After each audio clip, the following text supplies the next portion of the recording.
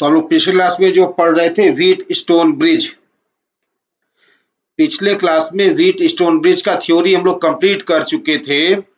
आज कुछ practice questions करेंगे आगे थ्योरी पढ़ने से पहले। तो व्हीट स्टोन ब्रिज क्या था? व्हीट स्टोन ब्रिज 5 रेजिस्टेंसेस का एक ग्रुप था। तो जब कभी भी आपको क्वेश्चन में 5 रेजिस्टेंसेस दिखाई दें और सीरीज पैरेलल कॉम्बिनेशन ना बन पाए, तो आपको एक बार व्हीट स्टोन ब्रिज ट्राई करना चाहिए। तो जैसे देखिए आपके स्क्रीन पर एक क्वेश्चन दिख रहा है, कितने रेजिस्टेंसेस लगे हुए हैं इसमें? 5 रेजिस्टेंसेस लगे हुए हैं। तो आपको यह क्वेश्चन सीरीज पैरेलल में तो दिख नहीं रहा है। तो जब यह क्वेश्चन सीरीज पैरेलल में नहीं दिख रहा है और क्वेश्चन में 5 रेजिस्टेंस भी हैं, तो जब कभी भी आप इस सिचुएशन में आ जाए कि 5 रेजिस्टेंसेस का एक ग्रुप दिखाई दे, सीरीज पैरेलल कॉम्बिनेशन ना बन पाए, तो थर्ड ऑप्शन आपके पास होगा व्हीट स्टोन ब्रिज। तो ऐसा क्वेश्चन लोग व्हीट स्टोन ब्रिज से सॉल्व करने की सोचेंगे। ओके, तो यह क्वेश्चन सॉल्व करने के लिए मैं क्या कर रहा हूं, देखिए इस जंक्शन को, जो यहां पे आप जंक्शन देख पा रहे हैं, इस जंक्शन को पॉइंट बी लिख दे रहा हूं और इस जंक्शन को पॉइंट डी लिख दे रहा हूं। ठीक, अब आप देखिए यह मुझे तो डायरेक्ट दिख रहा है व्हीट स्टोन ब्रिज है, लेकिन कई बार डायग्राम ऐसे बनता है कि आप समझ ना पाएंगे कि व्हीट स्टोन ब्रिज है। ऐसे में आपको करना ये चाहिए कि ए बी सी डी चारों पॉइंट एज्यूम करने के बाद डायग्राम आपको वापस दोबारा से बनाना चाहिए, और जैसे आप रेगुलर व्हीट स्टोन ब्रिज पढ़े हैं वैसा डायग्राम आपको बनाना चाहिए, है ना। जैसे याद है ना रेगुलर व्हीट स्टोन ब्रिज जो आप पढ़े थे, डायग्राम वैसे आपको बनाना चाहिए। जैसे देखिए हम लोग जब व्हीट स्टोन ब्रिज नॉर्मली पढ़ा करते थे, तो एक तरफ पॉइंट ए होता था और बिल्कुल दूसरे साइड पॉइंट सी होता था, है ना। एक तरफ ऊपर पॉइंट बी होता था और नीचे पॉइंट डी होता था। यही तो व्हीट स्टोन ब्रिज का हम लोग का रेगुलर कंस्ट्रक्शन था। ऐसे 4 पॉइंट होते थे। तो क्या करिएगा कि इसी तरह से 4 पॉइंट ड्रॉ कर लीजिएगा, और उसके बाद जिन 2 पॉइंट्स के बीच जो जो रेजिस्टेंसेस अप्लाई करा गया है क्वेश्चन में, आप भी अपने नए डायग्राम में अप्लाई करते जाइएगा। जैसे देखिए ये रहा पॉइंट ए और ये रहा पॉइंट बी। ए और बी के बीच ये रेजिस्टेंस ड्रॉ करने जा रहा हूं मैं। तो मैं खोजूंगा पॉइंट ए यहां है और पॉइंट बी यहां है। ए और बी के बीच ये रेजिस्टेंस जोड़ दिया मैंने। तो ये आपको क्वेश्चन करना है डायग्राम रीड्रॉ करके। तो ए और बी के बीच एक रेजिस्टेंस जोड़ दिया मैंने। अब देखा ये पॉइंट ए और ये पॉइंट डी, ए और डी के बीच ये रेजिस्टेंस बनाइए। तो ए और डी के बीच ये रेजिस्टेंस जो दिख रहा है बनाइए उसको आप। ए और डी के बीच यह रेजिस्टेंस भी बना दिया। ठीक, अब आगे बढ़िए, बी और सी ये रेजिस्टेंस ड्रॉ करने जा रहा हूं मैं, जो बी और सी के बीच है। तो बी और सी के बीच भी ये रेजिस्टेंस ड्रॉ कर दिया मैंने। तो बी और सी के बीच रेजिस्टेंस ड्रॉ हो गया। अब आगे बढ़िए, डी और सी के बीच ये रेजिस्टेंस बना रहा हूं मैं। तो डी और सी के बीच ये रेजिस्टेंस बनाया। लास्ट बचा एक, कौन सा? बी और डी के बीच, ये वाला बी और डी के बीच बचा। तो बी और डी के बीच ये रेजिस्टेंस लास्ट में बना दूंगा, और देखिए डायग्राम ये कन्वर्ट हो जाएगा आपके regular diagram of wheat stone bridge के, है ना। तो जब कभी भी, यही आपसे बोल रहा हूं मैं, जब कभी भी आपको एक क्वेश्चन में 5 रेजिस्टेंसेस का ग्रुप दिखाई दे, उसके बाद आपको लगे कि कोई भी रेजिस्टेंसेस का सीरीज पैरेलल कॉम्बिनेशन नहीं बन पा रहा है, तो आपको third method wheat stone bridge पे जाना चाहिए। डायग्राम क्वेश्चन में चाहे जैसे दिया हो, अगर 5 रेजिस्टेंसेस हैं तो सभी एंड पॉइंट्स का A B C D naming करिए और रेगुलर व्हीट स्टोन ब्रिज जैसे बनाते थे वैसे बनाने की कोशिश करिए। अगर व्हीट स्टोन ब्रिज का क्वेश्चन होगा तो अपने आप ये व्हीट स्टोन ब्रिज में बदल जाएगा, जो ऐसा कि डायग्राम आप जानते हैं उस तरह से। तो बस आपको आसान लगने लगेगा क्वेश्चन, ठीक है ना। तो क्वेश्चन को रीड्रॉ करके भी क्वेश्चन सॉल्व किया जाता है। ये अभी एक मेथड है, याद रखिएगा, कुछ नया नहीं है। बस डायग्राम आपको जो दिया हुआ है क्वेश्चन में, नॉर्मल वीट स्टोन ब्रिज नहीं दिखाई दे रहा है, तो आप दोबारा ड्रॉ करेंगे, वो बदल जाएगा वीट स्टोन ब्रिज में, जैसा कि आप पढ़े हैं। ठीक है ना। सभी रेजिस्टेंसेस कितने हैं? आर, तो सबका वैल्यू आर लिख दिया मैंने, सभी रेजिस्टेंसेस का वैल्यू लिख दिया मैंने आर। ओके, अब बताइए, जब वीट स्टोन ब्रिज के सभी रेजिस्टेंसेस का वैल्यू आर हो, तो क्या यह वीट स्टोन ब्रिज बैलेंस होता है कि नहीं होता है? होता है, अपने आप ये वीट स्टोन ब्रिज बैलेंस हो जाता है, क्योंकि एडजेसेंट रेशियो R1/R2, ऊपर का रेशियो R1/R2 1 हो गया, नीचे का भी रेशियो R3/R4। ये देखिए ना, ये R1 होता था R1, अब R2 1 हो गया, यह R3 और ये R4 ये भी 1 हो गया, तो वीट स्टोन ब्रिज बैलेंस हो जाता था। और जब सभी रेजिस्टेंसेस आर थे, तो वीट स्टोन ब्रिज बैलेंस जाता था, और ऐसे वीट स्टोन ब्रिज का इक्विवेलेंट रेजिस्टेंस कितना आता था? वही सेम आर। तो लिख दीजिए आप आंसर कि R equivalent is equal to R. यह आंसर हो गया। ठीक है ना। तो कई बार आपके सामने सवाल ऐसा आएगा कि होगा वीट स्टोन ब्रिज का सवाल ही, 5 रेजिस्टेंसेस ही दिए होंगे, लेकिन आप जो नॉर्मल डायग्राम पढ़ते हैं वीट स्टोन ब्रिज का, उससे कुछ अलग हटके डायग्राम बनाया गया होगा। तो क्या करना है, अपने कन्वीनियंट शेप के अकॉर्डिंग डायग्राम को रीड्रॉ कर लेना है, और अपने आप फिर क्वेश्चन सॉल्व हो जाएगा। ठीक है ना। रुकिए, अभी और भी प्रैक्टिस कराता हूं मैं।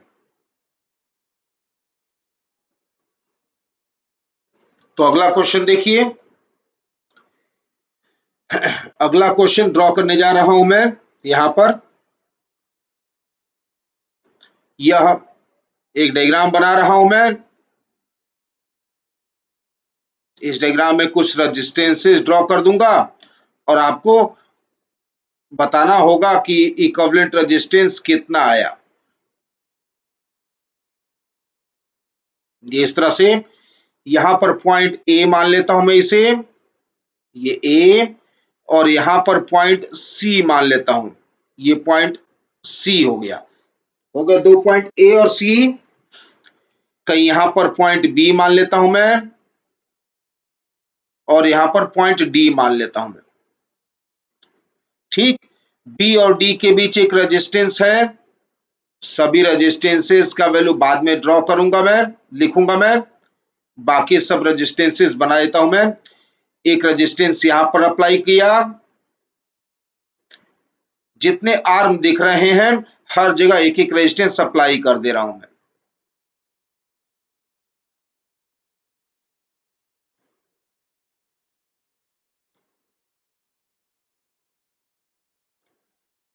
ये डायग्राम है।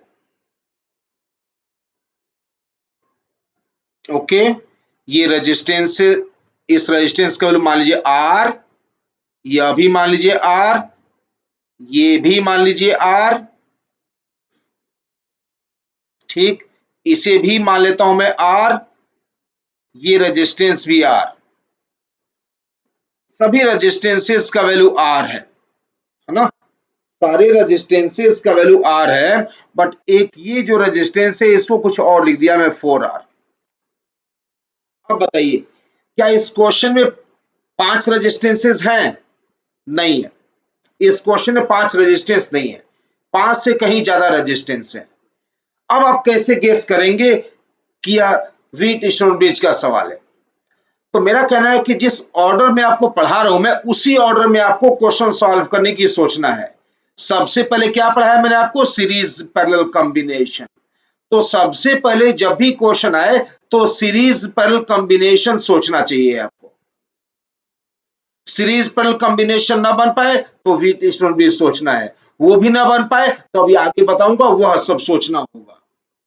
तो फिलहाल सबसे पहले आप वीट स्टोन ब्रिज सोच नहीं पाएंगे आप, क्योंकि 5 से ज्यादा रेजिस्टेंसेस हैं। तो सबसे पहले क्या सोचने के लिए बोला मैंने? Series parallel.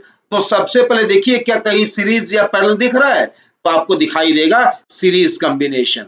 आपको दिखाई देगा यह दोनों रेजिस्टेंसेस सीरीज में है, ये दोनों रेजिस्टेंसेस सीरीज में है। आपको दिखाई देगा ये दोनों रेजिस्टेंस सीरीज में है। तो जितना सीरीज पहले से सिंप्लीफाई हो पा रहा है उतना कर देते हैं सिंप्लीफाई।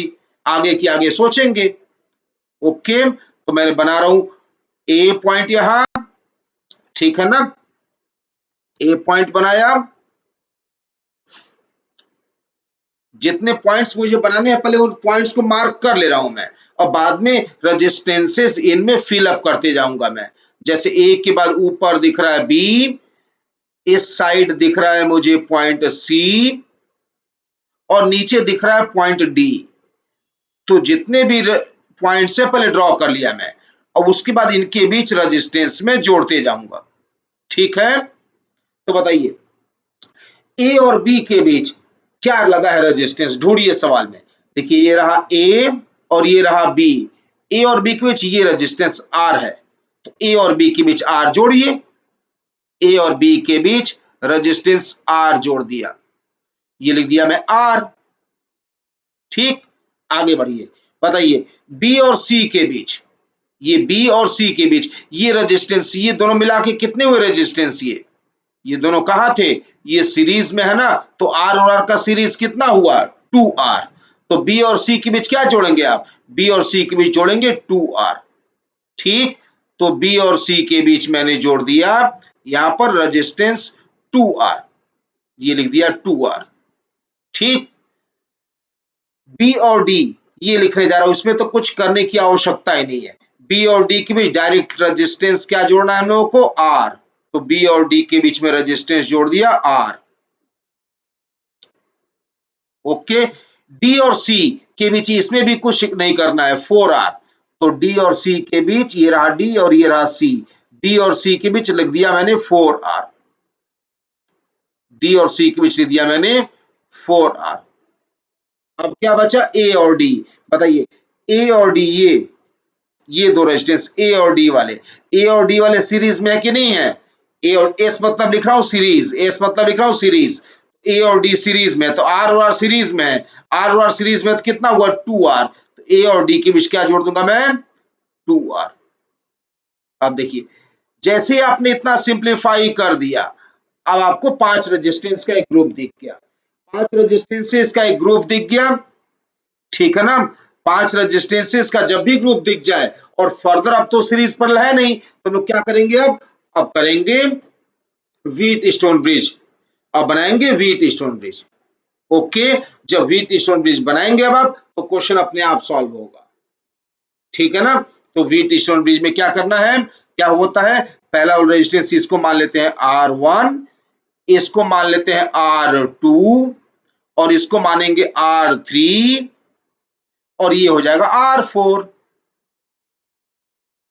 ठीक, ये 5 रेजिस्टेंसेस में से 4 लिख दिया मैंने।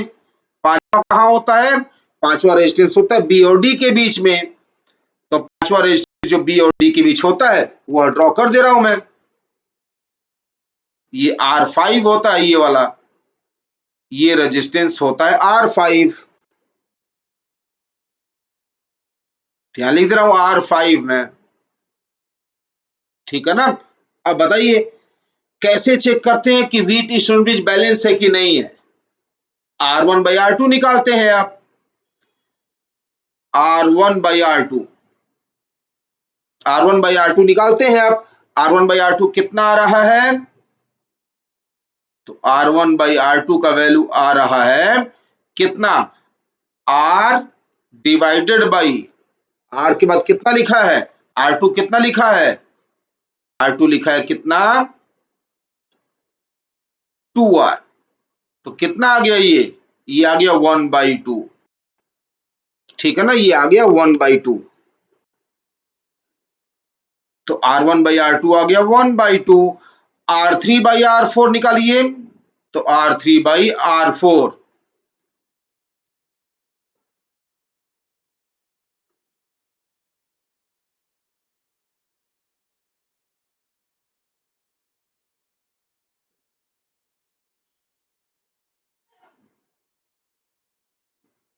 R3 का वैल्यू कितना है 2R, R4 कितना है 4R, कितना आ गया यह अभी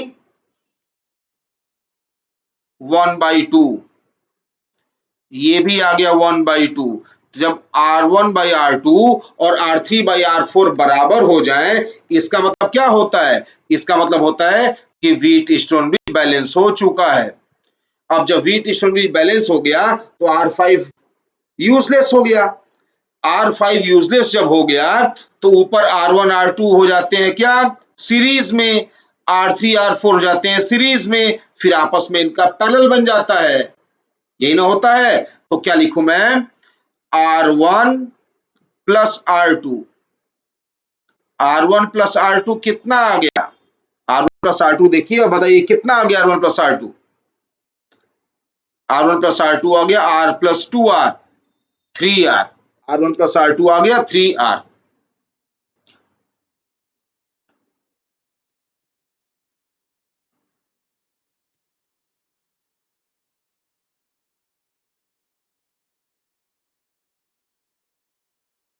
इसी तरह से बताइए R3 प्लस R4 कितना आ गया? R3 plus R4, R3 plus R4 का वैल्यू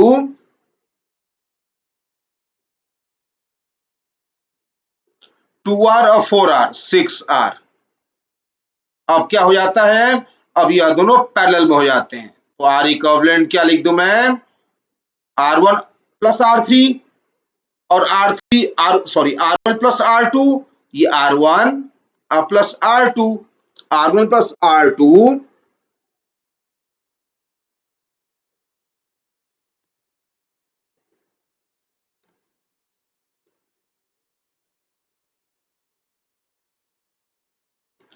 हाँ, तो R1 प्लस R2, ये R1 प्लस R2 और R3 प्लस R4, ये दोनों क्या हो जाते हैं? पैरेलल में। तो क्या लिख दूं मैं पैरेलल में? प्रोडक्ट अपॉन सम, यही ना होता है पैरेलल में, प्रोडक्ट अपॉन सम। तो 3R into 6R, 3R into 6R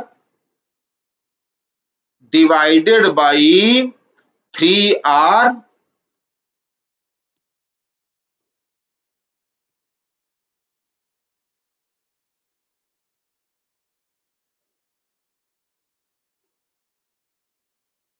plus 6R। कितना हो जाएगा बताइए कैलकुलेट के?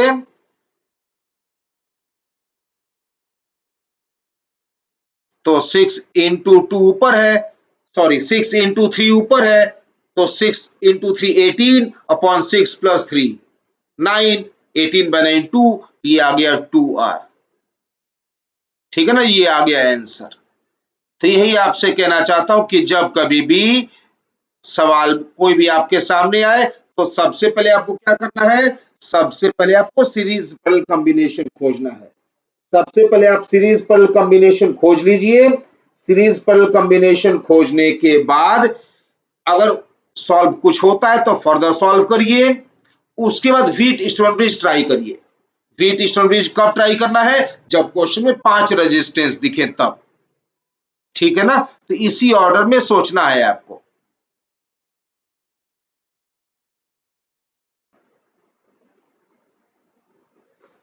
चलिए नेक्स्ट क्वेश्चन करते हैं। अब मैं आपको दिखाता हूं कि ऐसा भी हो सकता है कि किसी क्वेश्चन में व्हीटस्टोन ब्रिज के साथ कुछ और रेजिस्टेंसेस भी उसमें जोड़ दिए गए हों।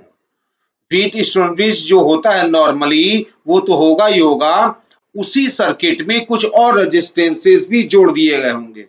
जैसे देखिए, मान लीजिए कि एक क्वेश्चन बना रहा हूं मैं, एक सिंपल सा व्हीटस्टोन ब्रिज बना के दिखाता हूं। पहले तो मैं आपको ये एक व्हीटस्टोन ब्रिज बनाने जा रहा हूं, और इसी व्हीटस्टोन ब्रिज को मैं बोल रहा हूं कि ऐसा भी हो सकता है कि एक व्हीटस्टोन ब्रिज में कुछ और रेजिस्टेंसेस भी जोड़ दिए गए हों। जैसे देखिए मैं ड्रॉ कर रहा हूं, देखते रहिए ध्यान से।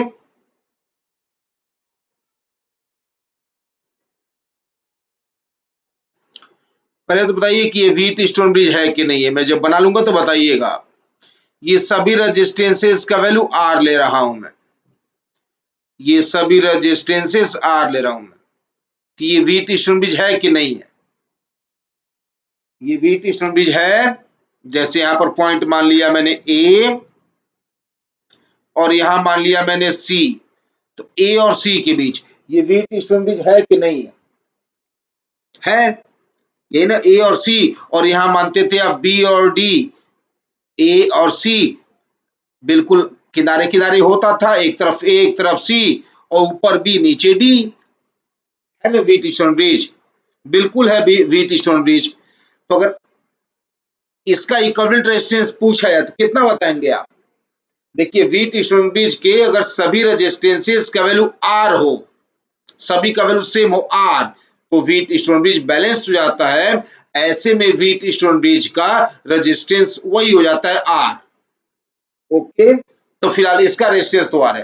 खैर ये सवाल तो आप कर चुके, अब ये तो आपको इजी लगेगा। मैं कह रहा हूं इसी में कुछ और ऐड करके बनाया जाएगा, इसी क्वेश्चन में कुछ और ऐड करके बना देंगे। जैसे यहां पर एक और पॉइंट एज्यूम कर लेता हूं, नीचे यहां पर मैं ए बी सी डी हो चुका है, चलो पॉइंट ई मान लेता हूं मैं, ई। तो यहां पर एक और रेजिस्टेंस जोड़ दिया, ये भी मान लेता हूं आर, ए और ई के बीच में भी एक रेजिस्टेंस जोड़ दिया, ये भी मान लेता हूं मैं आर। अच्छा एक और रेजिस्टेंस चलो यहां भी जोड़ देता हूं मैं, ऐसे, ये भी आर, ये मान लेता हूं एफ, चलो एफ पॉइंट। अब आपसे पूछा जाएगा कि पॉइंट एफ और पॉइंट सी, ये जो पॉइंट सी है, एफ और सी के बीच इक्विवेलेंट बताइए, एफ और सी के बीच इक्विवेलेंट बताइए, है ना, ये सवाल हो सकता है। क्या लिख दूं मैं सवाल? फाइंड फाइंड आर इक्विवेलेंट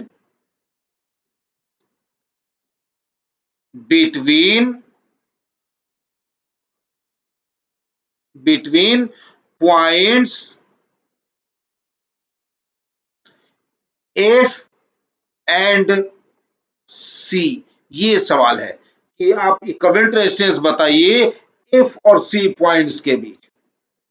तो देखिए अभी मैं आपको पढ़ा रहा हूं, अभी आपको मैं समझा रहा हूं, तो इस तरह से मैं डायग्राम बनाया कि पहले वीट स्टोन ब्रिज बनाया और बाद में उसमें कुछ और एडिशन कर दिया। अब एग्जाम में तो ऐसा होगा नहीं, एग्जाम में तो डायरेक्ट क्वेश्चन बन के आएगा, तो आपको पहचानना होगा कि पूरे क्वेश्चन में कौन सा हिस्सा वीट स्टोन ब्रिज है और उसमें कौन से एडिशनली रेजिस्टेंसेस जोड़े गए हैं। तो खैर ये क्वेश्चन सॉल्व कर लीजिए। अगला क्वेश्चन में डायरेक्ट आपको दिखाऊंगा डायग्राम और आपको पहचानने को कहूंगा कि बताइए इस पूरे डायग्राम में कौन सा हिस्सा वीट स्टोन ब्रिज का है ना। यह तो मैं समझाने के लिए ड्रॉ करके दिखाया कि पहले वीट स्टोन ब्रिज बना दिया एबीसीडी, और उसके बाद बोला कि देखिए आप इसमें कुछ और रेजिस्टेंसेस ऐड करके नया क्वेश्चन डेवलप कर सकते हैं। बट एग्जाम में बोल रहा हूं ऐसा नहीं होगा, एग्जाम में तो पूरा का पूरा क्वेश्चन प्रिंट होके आएगा। तो आपको पहचानना होगा कि पूरे क्वेश्चन का कौन सा पार्ट, कौन सा सेगमेंट वीट स्टोन ब्रिज बन सकता है। तो अगला क्वेश्चन में दूंगा, मैं डायरेक्ट आपके सामने क्वेश्चन ही लिख के बता दूंगा और तब आप अपने आप सॉल्व करिएगा। फिलहाल ये आप क्वेश्चन सॉल्व कर दे रहा हूं मैं, क्या लिख दे रहा हूं सोल्यूशन।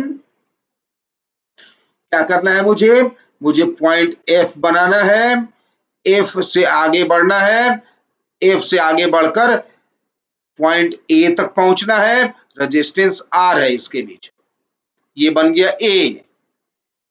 एक तरफ मुझे पता है, दूसरी ओर पॉइंट है सी। अब बताइए ए और सी के बीच का जो वीट स्टोन ब्रिज था, ये वाला हिस्सा, ए और सी के बीच का जो हिस्सा था ये वाला, ए और सी के बीच का जो दिख रहा है आपको वीट स्टोन ब्रिज, ए और सी के बीच जो वीट स्टोन ब्रिज आप बना पा रहे हैं उसको देखिए,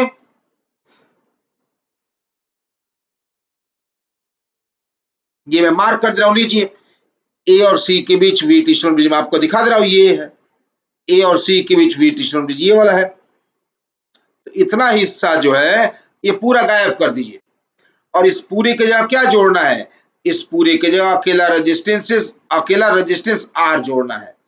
ए और सी के बीच पूरा वीट स्टोन ब्रिज गायब करके और जो भी उसका इक्विवेलेंट दिख रहा है आर जोड़ दिया मैंने। अब जो बचा हुआ रेजिस्टेंस है वो तो बनाना ही होगा आपको, तो बना दीजिए। नीचे वाला पॉइंट ई था, नीचे वाला पॉइंट ई बनाइए और ए और ई के बीच आर रेजिस्टेंस जुड़ा हुआ है तो आर जोड़ दिया, ई और सी के बीच भी आर जुड़ा है तो ई और सी के बीच भी आर जोड़ दिया, डायग्राम हो गया रिड्यूस। डायग्राम अब रिड्यूस हो गया ना। अब बताइए नीचे वाले दोनों आर सीरीज में है, नीचे वाले दोनों आर सीरीज में है, डायग्राम और रिड्यूस हो जाएगा। तो अब नया डायग्राम क्या बना दूंगा मैम, यह पॉइंट एफ है, यहां से आगे बढ़िए पॉइंट ए तक जाइए, इसके बीच रेजिस्टेंस आर बनाइए, यहां पे आइए, ये रेजिस्टेंस बनाइए आर, और ए और सी के बीच दोनों रेजिस्टेंस हटाकर एक अकेला रेजिस्टेंस लगाइए, कितना आर और आर का, 2R। ठीक, अब ये 2R और आर क्या है, पैरेलल में, तो 2R और आर का पैरेलल कितना हो गया, 2R और आर का पैरेलल बनाइए।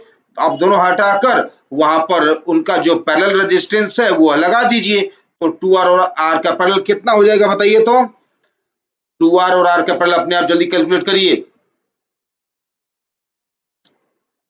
कितना आ रहा है, 2R/3, यही आ रहा, सही बोल रहा हूं मैं, कैलकुलेशन अपने आप करते रहिए।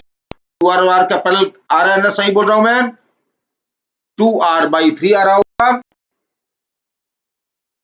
तो यहां लिख दिया मैं 2R/3।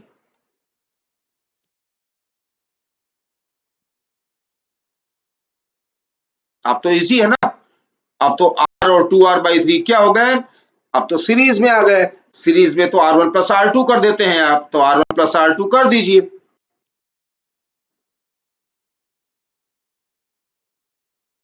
तार इक्विवेलेंट बराबर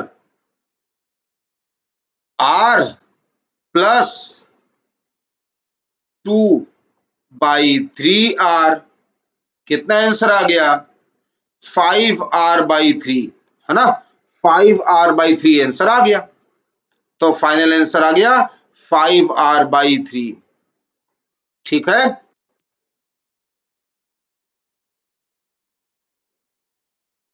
तो इस तरह से हो सकता है कि जब आप क्वेश्चन देखें एग्जाम में, तो व्हीट स्टोन ब्रिज में कुछ और भी रेजिस्टेंसेस जोड़कर क्वेश्चन बनाया गया हो, तो आपको कई बार ऐसा हो सकता है कि उस पूरे क्वेश्चन में व्हीट स्टोन ब्रिज आइडेंटिफाई करना पड़ जाए, तो जब व्हीट स्टोन ब्रिज आइडेंटिफाई कर लेंगे तो क्वेश्चन आपको फिर आसानी से सॉल्व करने को मिल जाएगा।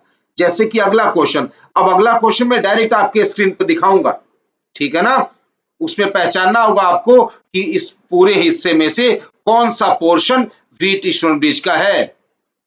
ठीक है,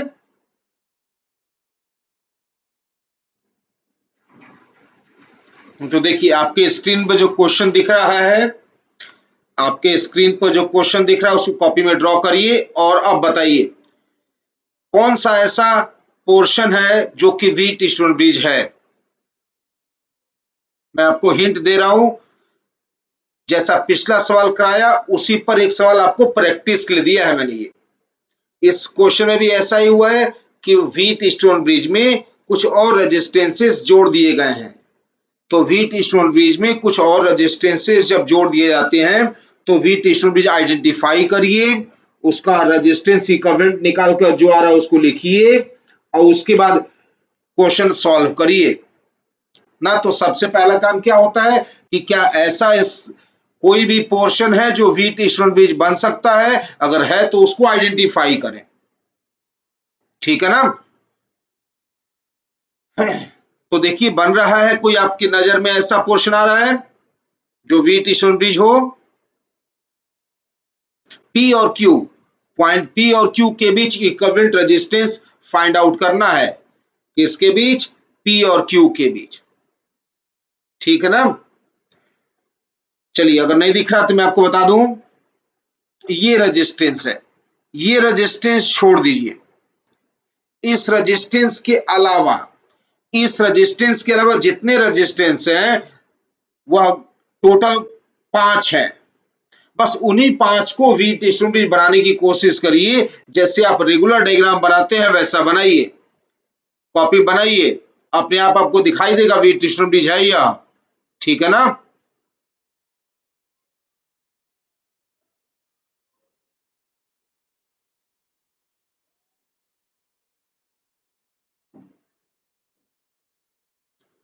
ठीक है, क्या था क्वेश्चन? चलिए क्वेश्चन में लिख दूं क्या? क्वेश्चन तो बोल दिया, दोबारा लिख भी दूं? चलिए लिख देता हूं, फाइंड इक्विवेलेंट रेजिस्टेंस यानी आर इक्विवेलेंट बिटवीन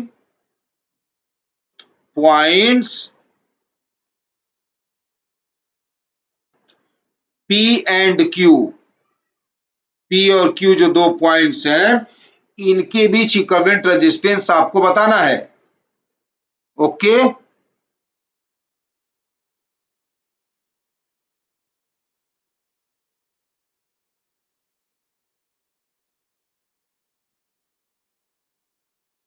सॉल्व करिए अपने आप।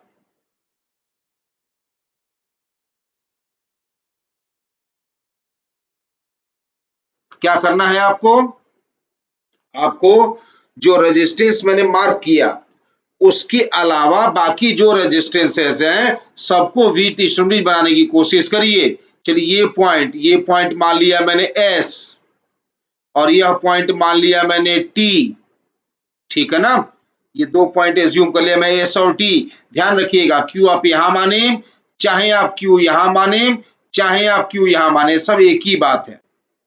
एक ही वायर तो है, एक वायर पर कहीं भी पॉइंट Q मान लो। अब जैसा आप वी ट्यूशन ब्रिज बनाते हैं वैसे बना रहा हूं मैं। क्या होता है? एक तरफ पॉइंट P होता है और दूसरी तरफ पॉइंट Q होता है ना? ऊपर एक पॉइंट होता है, चलिए S मान लिया, और नीचे एक पॉइंट होता है जो मैंने T मान लिया। सारे पॉइंट्स बन गए। अब आप जितने भी रेजिस्टेंसेस हैं उनको जोड़ने की कोशिश करिए। चलिए देखिए, ये सबसे ऊपर से शुरू कर रहा हूं, ये रेजिस्टेंस जोड़ने जा रहा हूं। कहां लगा? यह P और T के बीच में।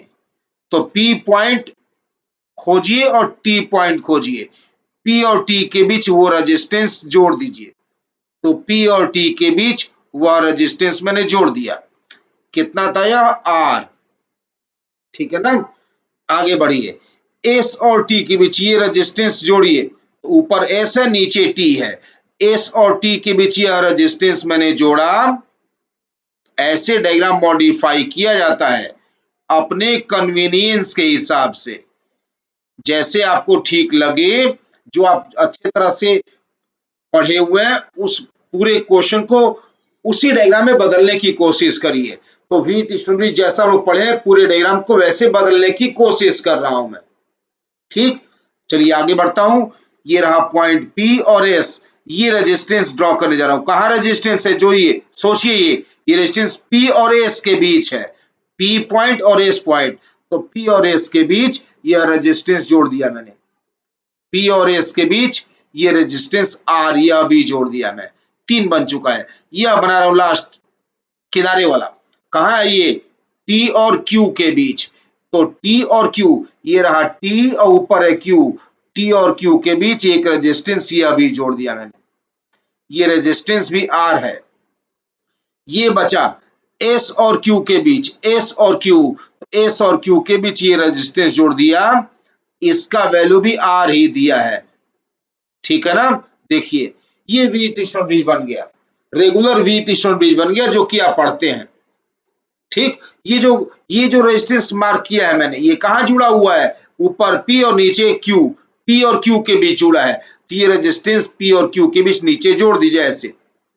P और Q के बीच ये रेजिस्टेंस जोड़ दीजिए ऐसे, है ना? तो ये आपका पूरा डायग्राम जो क्वेश्चन में दिया था उसको मॉडिफाई कर दिया।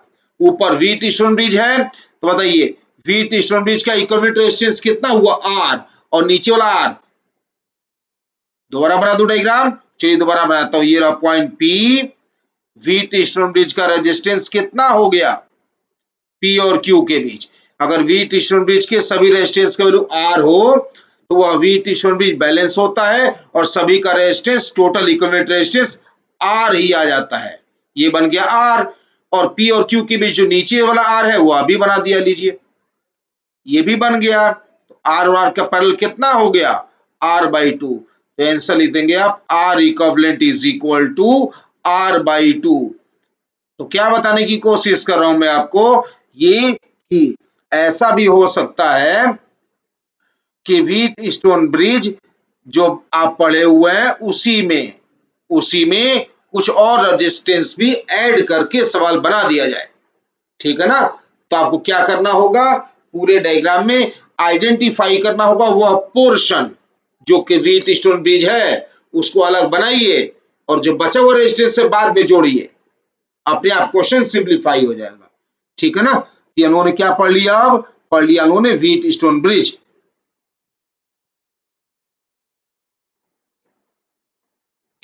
तो आगे हम लोग पढ़ने जा रहे हैं, नेक्स्ट टॉपिक है मेथड ऑफ सिमेट्री। हम लोग क्वेश्चन सॉल्व करेंगे मेथड ऑफ सिमेट्री से, है ना? देखिए मेथड ऑफ सिमेट्री क्या होता है,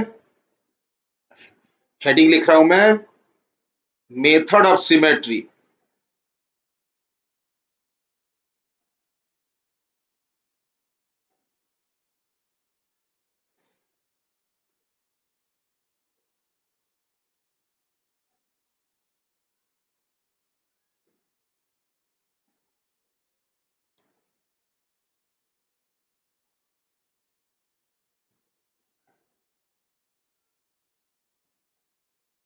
तो हम लोग अब मेथड ऑफ सिमेट्री समझने जा रहे हैं।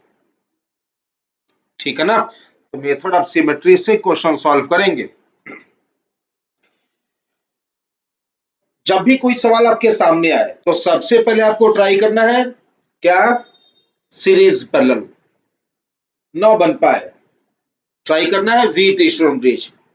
अगर व्हीट स्टोन ब्रिज भी ना बन पाए तो ट्राई करना है व्हीट स्टोन ब्रिज के साथ कुछ कॉम्बिनेशन ऑफ रेजिस्टेंसेस, जैसे लास्ट के दो क्वेश्चन थे। अगर वह भी ना हो पाए तब सिमेट्री ट्राई करना है आपको। तो कैसे आप पहचानेंगे कि क्वेश्चन सिमेट्री के सवाल का है या नहीं है? तो देखिए मान लीजिए पॉइंट ए है यहां पर और यहां पॉइंट बी मान लेता हूं मैं कहूंगा ए और बी के बीच इक्विवेलेंट रेजिस्टेंस निकालने को। ठीक है, तो प्रॉपर पहले डायग्राम बना दूं मैं। डायग्राम देख लीजिए कैसे बना हुआ है।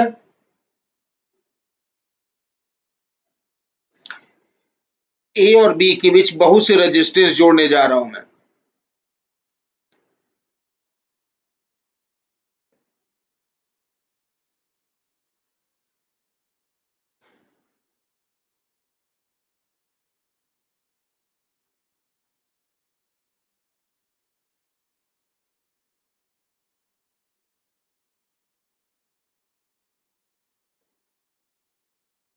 ये सर्किट डायग्राम बना रहा हूं मैं।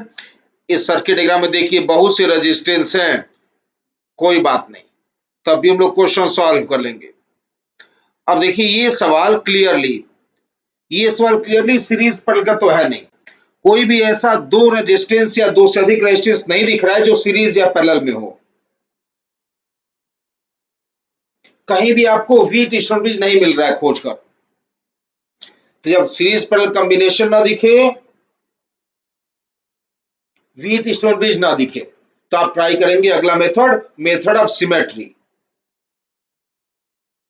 इसमें क्या करना होता है कि आपको एक लाइन ड्रॉ करना होता है। एक ऐसा लाइन ड्रॉ करना होता है जो लाइन पूरे सर्किट को दो इक्वल हाफ में डिवाइड कर दे। ठीक है ना? उस लाइन के एक तरफ पॉइंट ए रहे और दूसरी ओर पॉइंट बी रहे। ध्यान रखिएगा, ये पॉइंट ए और बी का भी बहुत इंपॉर्टेंस होता है क्वेश्चन में। तो ऐसा लाइन ड्रॉ करना है जो सर्किट को दो इक्वल हाफ में डिवाइड कर दे, साथ ही साथ उस लाइन के एक तरफ पॉइंट ए हो तो दूसरे तरफ पॉइंट बी हो। ठीक है ना? तो इस सर्किट का इक्विवेलेंट रेजिस्टेंस निकालना है। सभी का वैल्यू आर गिवन है। ये सभी रेजिस्टेंस का वैल्यू गिवन है, कितना, आर।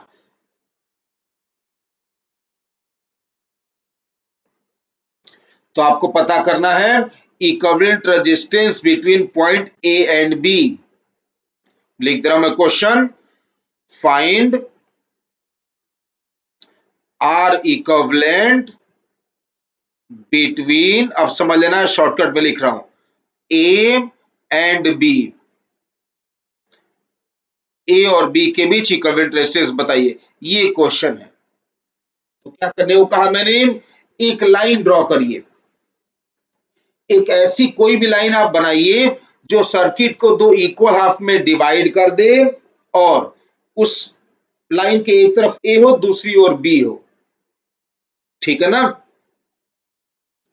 तो ये लाइन ड्रॉ कर रहा हूं मैं, ये जो लाइन बनाऊंगा मैं उस लाइन को देखिए, इस लाइन के लेफ्ट हैंड साइड में, इस लाइन के लेफ्ट हैंड साइड में जैसा सर्किट है राइट हैंड साइड में भी वैसा ही सर्किट है।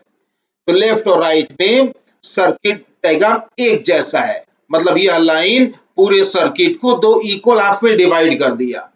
ठीक, साथ ही साथ क्या हुआ कि इस लाइन के एक तरफ पॉइंट ए है और दूसरी ओर पॉइंट बी है। ये ए और बी दोनों पॉइंट लाइन के एक साइड नहीं आने चाहिए। ठीक, तो पहला क्या करना है आपको, एक ऐसी लाइन ड्रॉ करनी है जिसके एक तरफ ए पॉइंट हो दूसरी ओर बी पॉइंट हो और वह लाइन पूरे सर्किट को दो इक्वल हाफ में डिवाइड कर दे। अब आपको जंक्शन पे ध्यान देना है। अब जहां पर जंक्शन आपको दिखा, ये जैसे ये जंक्शन है, इसी की वजह से सारी परेशानी हो रही है। इस जंक्शन पर ध्यान दीजिए। लाइन ऑफ सिमेट्री, इसका मतलब ये होता है कि लाइन के लेफ्ट हैंड साइड में जैसा है राइट हैंड साइड में वैसा ही है। तो लेफ्ट हैंड साइड में जिस रेजिस्टेंस में जितना करंट होगा, सुनिए क्या बोल रहा हूं मैं, लाइन ऑफ सिमेट्री के लेफ्ट हैंड साइड वाले रेजिस्टेंस में जो करंट होगा उसके इक्विवेलेंट राइट हैंड साइड वाले रेजिस्टेंस में भी वही करंट होगा। जैसे अब अगर ये रेजिस्टेंस देखिए, इस रेजिस्टेंस का सिमेट्री लाइन की दूसरी ओर ये है, ये जो रेजिस्टेंस दिख रहा है ये रेजिस्टेंस, इसके सिमेट्रिकल लाइन के दूसरी ओर ये है, तो इन दोनों में करंट होगा सेम। ये सिमेट्री का मतलब होता है, यानी यहां पर करंट बनाऊंगा मैं अगर I1, तो वही करंट यहां पर जंक्शन से दूर जाएगा I1। ओके, अब देखिए ये रेजिस्टेंस, ये जो रेजिस्टेंस क्रॉस करके दिखा रहा हूं, इसका सिमेट्रिकल रेजिस्टेंस दूसरी ओर ये है। अब इन दोनों में करंट होगा सेम, इन दोनों में करंट सेम आएगा, ठीक है ना। तो जो करंट लिखूंगा मैं यहां पर जंक्शन की ओर जाता हुआ, जंक्शन में एंटर करता हुआ I2, वही करंट जंक्शन से बाहर निकलकर उसी रेजिस्टेंस में एंटर करेगा I2। ठीक, इस तरह से आप लाइन ऑफ सिमेट्री बनाइए और जंक्शन पर करंट डिस्ट्रीब्यूट करिए। जब इतना कर लिए तो आपको फील आएगा कि I1, देखिए I1, ये I1 ऊपर ऊपर चला गया है ऐसे, ये I1 करंट इधर चला गया इधर, और ये I2 करंट सीधा चला गया है ऐसे। यानी जंक्शन का मीनिंग रहा नहीं। जब I1 ऊपर ऊपर चला गया और I2 सीधा चला गया, तो जंक्शन तोड़ के नया सर्किट डायग्राम बना सकते हैं आप। देखिए ऐसे पॉइंट ए बनाइए और ए से रेजिस्टेंस बनाइए और सीधे बना दीजिए इसको पॉइंट बी तक।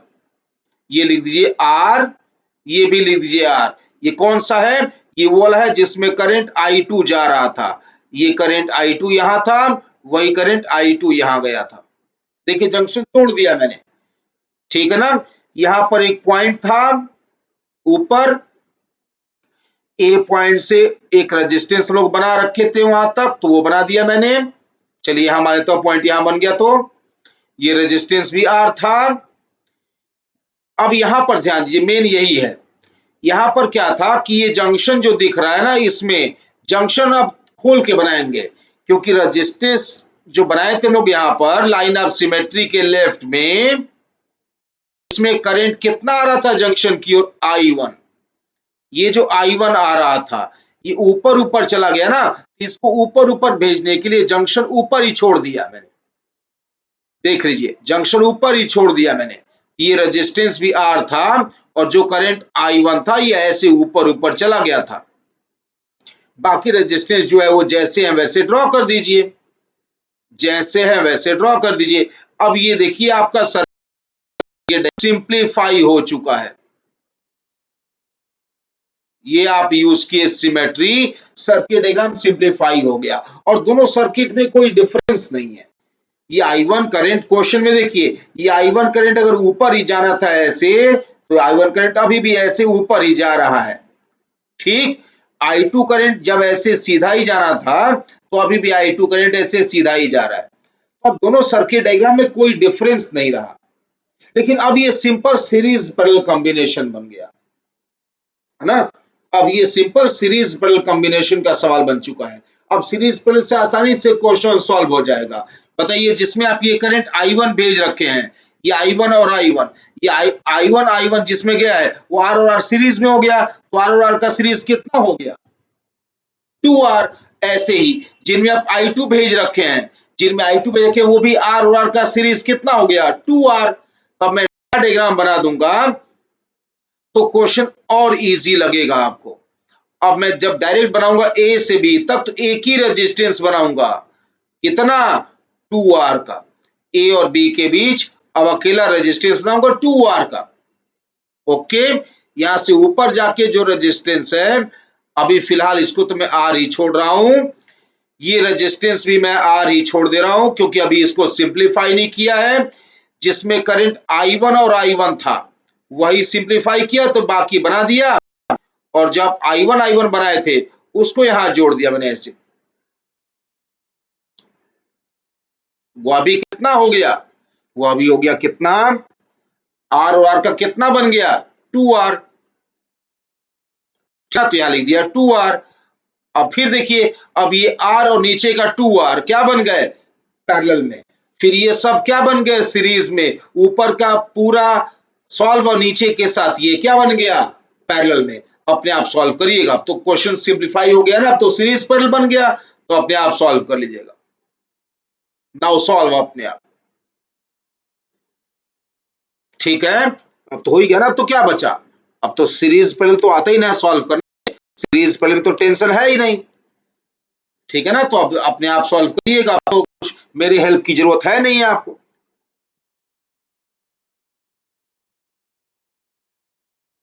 ओके, तो अब सॉल्व कर लीजिएगा। तो देखिए, सिमेट्री का यूज करके हमने क्वेश्चन सॉल्व कर दिया। क्या करना होता है, एक ऐसा लाइन ड्रॉ करना होता है जो सर्किट को दो इक्वल हाफ में डिवाइड कर दे। ठीक, एक ऐसा लाइन बनाइए जो सर्किट को दो इक्वल हाफ में डिवाइड कर दे, और एक तरफ पॉइंट ए हो, दूसरी ओर पॉइंट बी हो।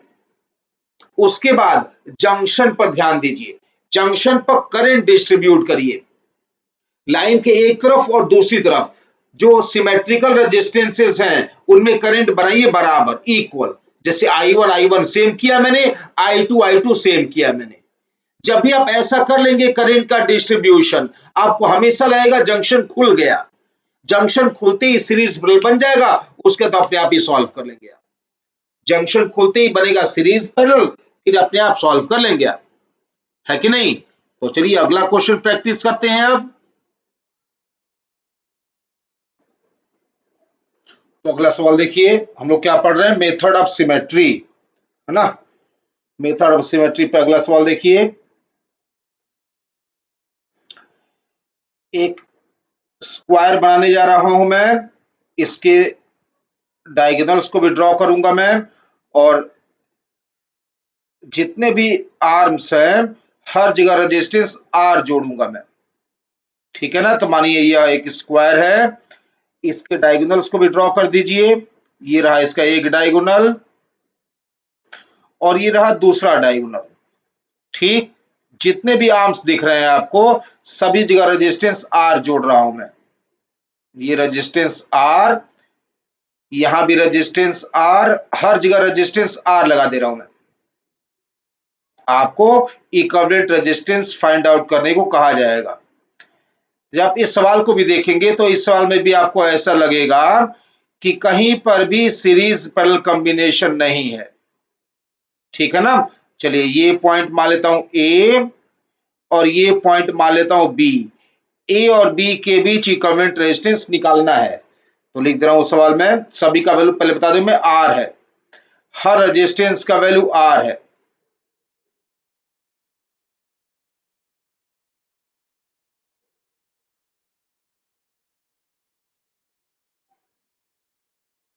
क्वेश्चन है, फाइंड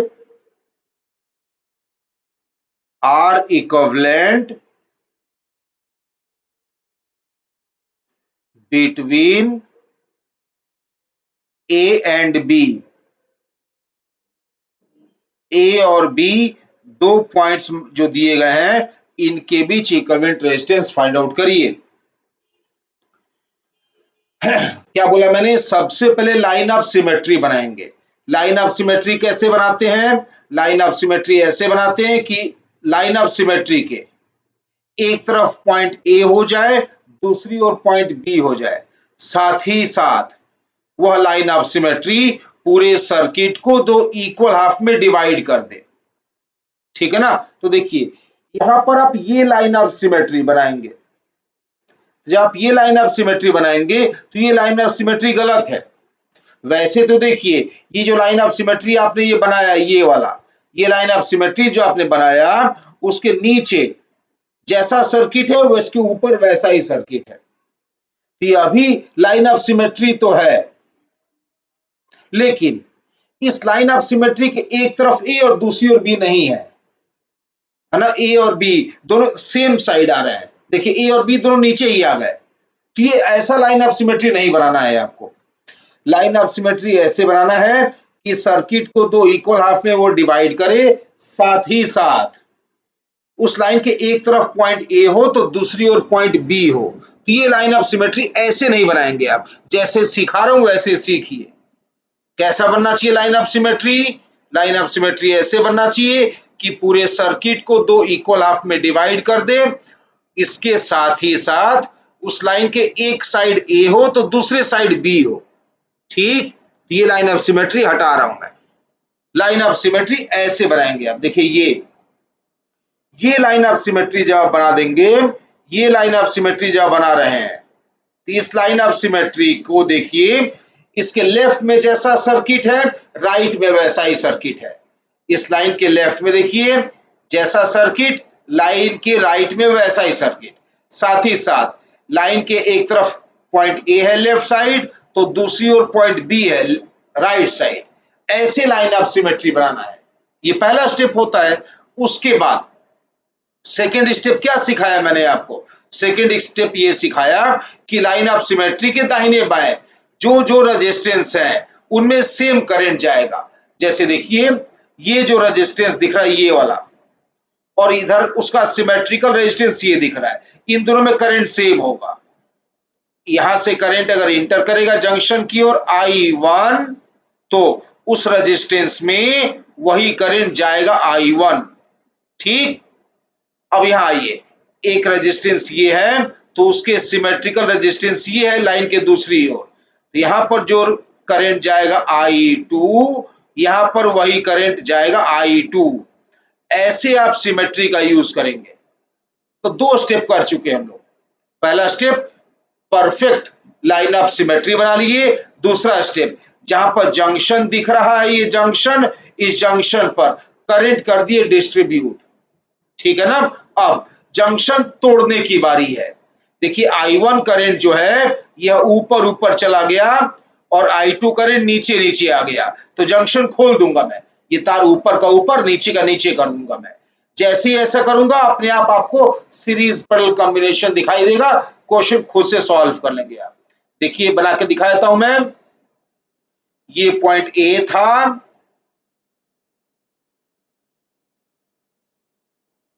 और दूसरी ओर पॉइंट बी था। यहां पर जो रेजिस्टेंस है वो डायरेक्ट जोड़ दे रहा हूं मैं, और अब बाकी रेजिस्टेंस वैसे बनाइए, जैसा कुछ था वैसा ही कुछ बनाइए आप भी, कुछ अलग से करने की जरूरत नहीं है, जैसे था वैसे बना दीजिए। बस आपको जंक्शन पे ध्यान देना है, तो बाकी चीजों को मत चेंज करिए। बाकी चीजें जैसे थी, ये रेजिस्टेंस R, यहां भी रेजिस्टेंस R, हर जगह रेजिस्टेंस जो था वही लगाइए R, और ये नीचे वाला भी R था। बस जंक्शन खुल गया ना, ये जंक्शन का जो है हम लोग ओपन कर दिए जंक्शन को। ऐसे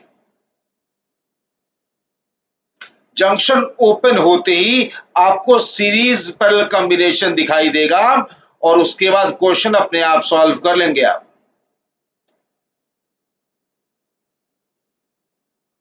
जंक्शन खुल गया और ये सीरीज पैरेलल कॉम्बिनेशन आपको दिखने लगा।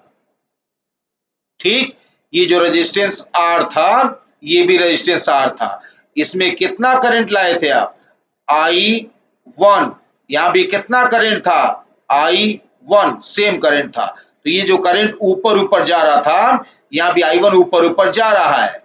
इसमें करंट था I2 और यही करंट यहां पर चला गया था I2। तो ये जो करंट नीचे नीचे जा रहा था, अभी भी नीचे नीचे जा रहा है। तो दोनों सर्किट में अब कोई डिफरेंस नहीं रहा, अब दोनों सर्किट सेम है। लेकिन हम लोग अब सेकेंड डायग्राम को जो सोल्यूशन बना रहे हैं, इसको आसानी से सॉल्व कर सकते हैं, क्योंकि अब ये सीरीज पैरेलल कॉम्बिनेशन है जिसमें I1 करंट जा रहा है। ये दोनों सीरीज में है, ये दोनों रेजिस्टेंस सीरीज में है, इन सबके साथ ऊपर वाला पैरेलल में है।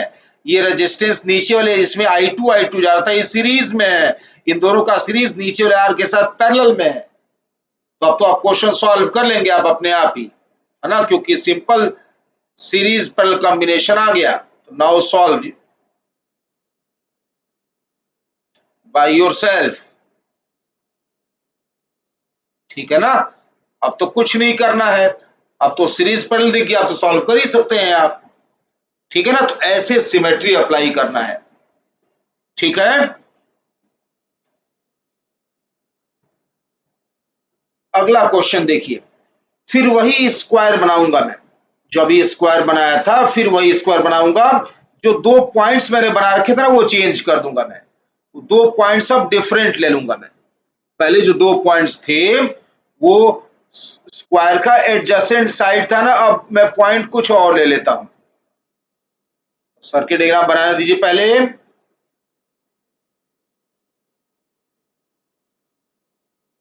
दोनों डायगोनल्स भी बनाइए।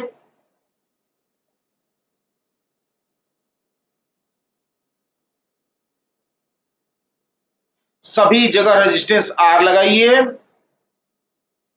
जितने भी ब्रांच दिख रहे हैं हर जगह रेजिस्टेंस R अप्लाई करिए।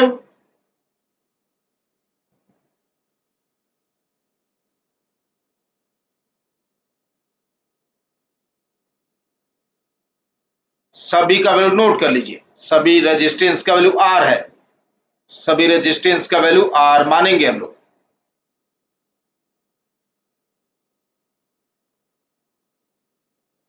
मैंने आपसे कहा था पिछले क्वेश्चन में कि यहां पर पॉइंट होगा A, ये पॉइंट था A, और यहां पॉइंट बनाया था मैंने B, लेकिन अब यहां पॉइंट नहीं बनाऊंगा B मैं, अब B पॉइंट यहां बना रहा हूं। ये रहा A और B दो पॉइंट, ठीक है ना।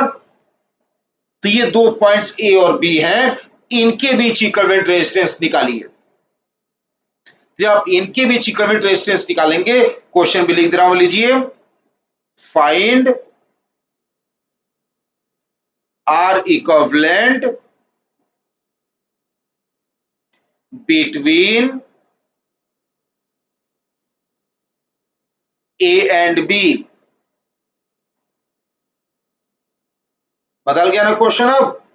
अब फिर सीरीज पैरेलल कहीं बन नहीं रहा है, व्हीट स्टोन ब्रिज नजर नहीं आ रहा है, तो अगला मेथड क्या है? सिमेट्री। ये सवाल सिमेट्री से सॉल्व करेंगे आप। अब फिर देखिए, लाइन ऑफ सिमेट्री ये बना दिया मैंने, ये लाइन ऑफ सिमेट्री ड्रॉ किया। लेकिन देखिए, फिर आपसे कह रहा हूं लाइन ऑफ सिमेट्री ऐसे बनाइए कि परफेक्ट सिमेट्री हो, उस लाइन के ए पॉइंट एक तरफ हो, बी पॉइंट एक तरफ हो, सिमेट्रिकली। जैसे देखिए, इस लाइन के एक तरफ ए पॉइंट तो है, दूसरी ओर बी पॉइंट तो है, लेकिन ए नीचे बी ऊपर है, ए नीचे है बी ऊपर है। तो ये लाइन ऑफ सिमेट्री उतना परफेक्ट नहीं है, ये लाइन ऑफ सिमेट्री उतना परफेक्ट नहीं है, तो आप इस लाइन ऑफ सिमेट्री को नहीं बनाएंगे। अगर आप लाइन ऑफ सिमेट्री बनाना चाहते हैं तो ऐसा लाइन ऑफ सिमेट्री बनाएंगे जो परफेक्ट लाइन ऑफ सिमेट्री बन जाए, ठीक है ना। जैसे कि ये, अब वो लाइन ऑफ सिमेट्री हटा दिया मैंने, और लाइन ऑफ सिमेट्री अगर आप ये बनाते हैं, ये परफेक्ट लाइन ऑफ सिमेट्री बनेगा। देखिए ये वाला, ये लाइन ऑफ सिमेट्री परफेक्ट बनेगा। इस लाइन ऑफ सिमेट्री के जैसा नीचे सर्किट है वैसा ऊपर सर्किट है, ठीक। और इसके नीचे जैसा ए है, ठीक उसके ऊपर वैसा ही बी है। तो ए और बी एक दूसरे के मिरर इमेज जैसे लग रहे हैं, तो हम लोग इसे कहेंगे परफेक्ट लाइन ऑफ सिमेट्री। और ऐसा ही लाइन ऑफ सिमेट्री बनाएंगे आप कि सब कुछ एक इमेज जैसा लगे, एक साइड का इमेज दूसरा साइड लगे, लेफ्ट नीचे वाला साइड का इमेज लग रहा है ऊपर वाला साइड है, ऐसे लाइन ऑफ सिमेट्री आप ड्रॉ करेंगे। पहला स्टेप हो गया। लाइन ऑफ सिमेट्री बनाने के बाद क्या करते हैं आगे, जंक्शन पर ध्यान देते हैं। तो यहाँ पर दो जंक्शन है, एक ये जंक्शन है और एक नीचे यहाँ पर ये जंक्शन है। जंक्शन पर ध्यान दीजिए, देखिए ये जो रेजिस्टेंस है इसके सिमेट्रिकल ये रेजिस्टेंस है, दूसरी ओर ये रेजिस्टेंस जो है इसके सिमेट्रिकल दूसरी ओर ये रेजिस्टेंस है। तो जो करंट यहां जाएगा I1 वही करंट यहां पर जाएगा I1। ठीक, ये I1 ऊपर ऊपर चला गया।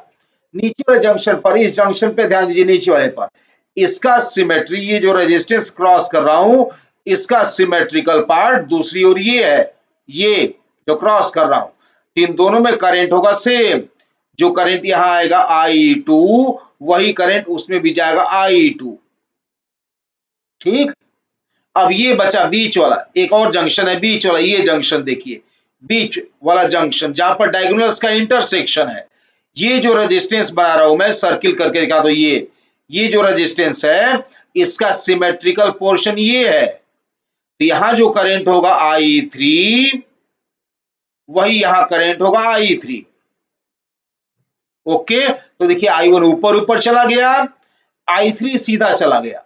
ध्यान दीजिए क्या बोल रहा हूं मैं, I1 बाहर बाहर चला गया, ऐसे I1 बाहर बाहर चला गया, I3 सीधा चला गया। ये जो रेजिस्टेंस दिख रहा है, ये रेजिस्टेंस, इसमें कोई करंट आया ही नहीं, तो ये रेजिस्टेंस मीनिंगलेस हो गया।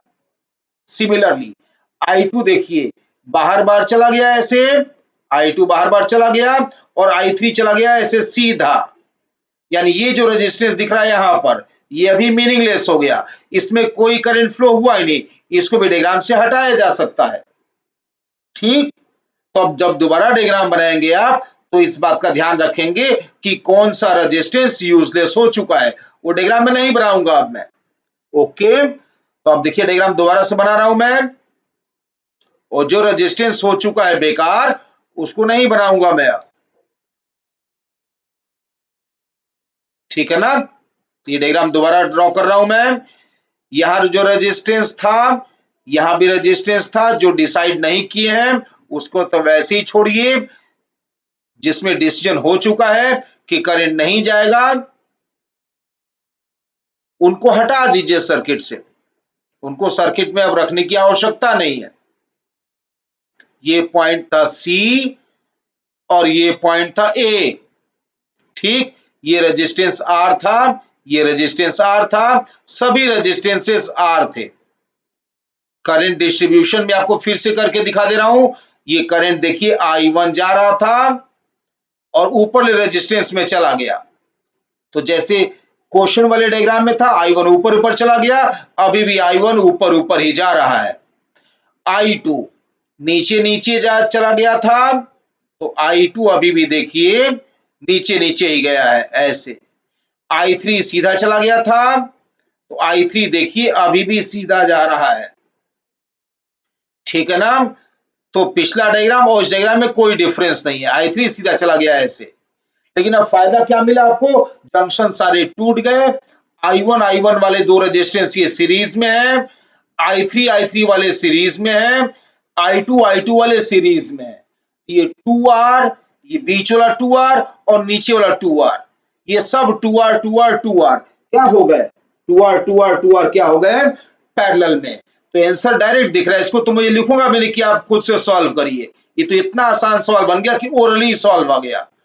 2R/3, 2R और 2R का पैरेलल, 2R/3 हो गया ना क्वेश्चन सॉल्व। तो ये सिमेट्री का फायदा है, सिमेट्री टफ से टफ क्वेश्चन को भी इजी बना दे रहा है।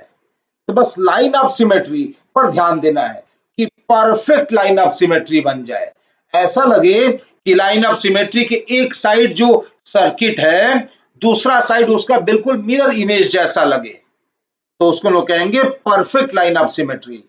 वो आप बनाइए, फिर जंक्शन पर करंट जैसे डिस्ट्रीब्यूट करेंगे जंक्शन खुल जाएगा, जंक्शन खुलते ही सीरीज पैरेलल कॉम्बिनेशन बनने लगेगा, है कि नहीं? तो सवाल हो जाएगा आसान।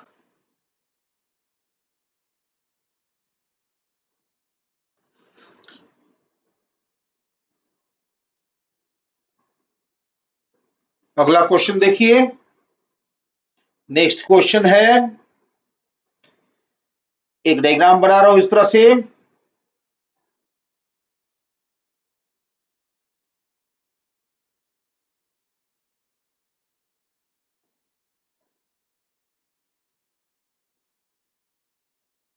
ये पॉइंट बी और इधर पॉइंट ए, इस तरह से भी एक डायग्राम में लाइन बना हुआ है। अब सभी रेजिस्टेंस जोड़ रहा हूं।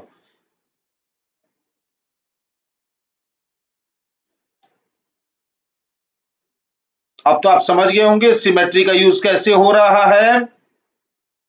बस अब प्रैक्टिस जितना करिए कॉन्फिडेंस उतना बढ़ेगा। थ्योरी सीखने के बाद प्रैक्टिस करना अनिवार्य होता है। ऐसा नहीं होता है कि एक बार मैंने बता दिया और आप हमेशा के लिए उसको समझ गए। इसलिए प्रैक्टिस क्वेश्चन ढेर सारे करा रहा हूं मैं। ये सभी रेजिस्टेंस 2R 2R 2R लिख दिया, और ये दो रेजिस्टेंस जो वर्टिकल में लगे हैं इनको R लिख दिया। ए और बी के बीच इक्विवेलेंट रेजिस्टेंस बताना है। तो क्वेश्चन है, फाइंड आर इक्विवेलेंट, वही सेम क्वेश्चन है बार बार जो कह रहा हूं मैं, बिटवीन ए एंड बी। तो ए एंड बी जो दो पॉइंट्स बनाए हैं उनके बीच इक्विवेलेंट रेजिस्टेंस फाइंड आउट करिए। कुछ लोगों के दिमाग में आ गया होगा कि लाइन ऑफ सिमेट्री कैसे बनेगा।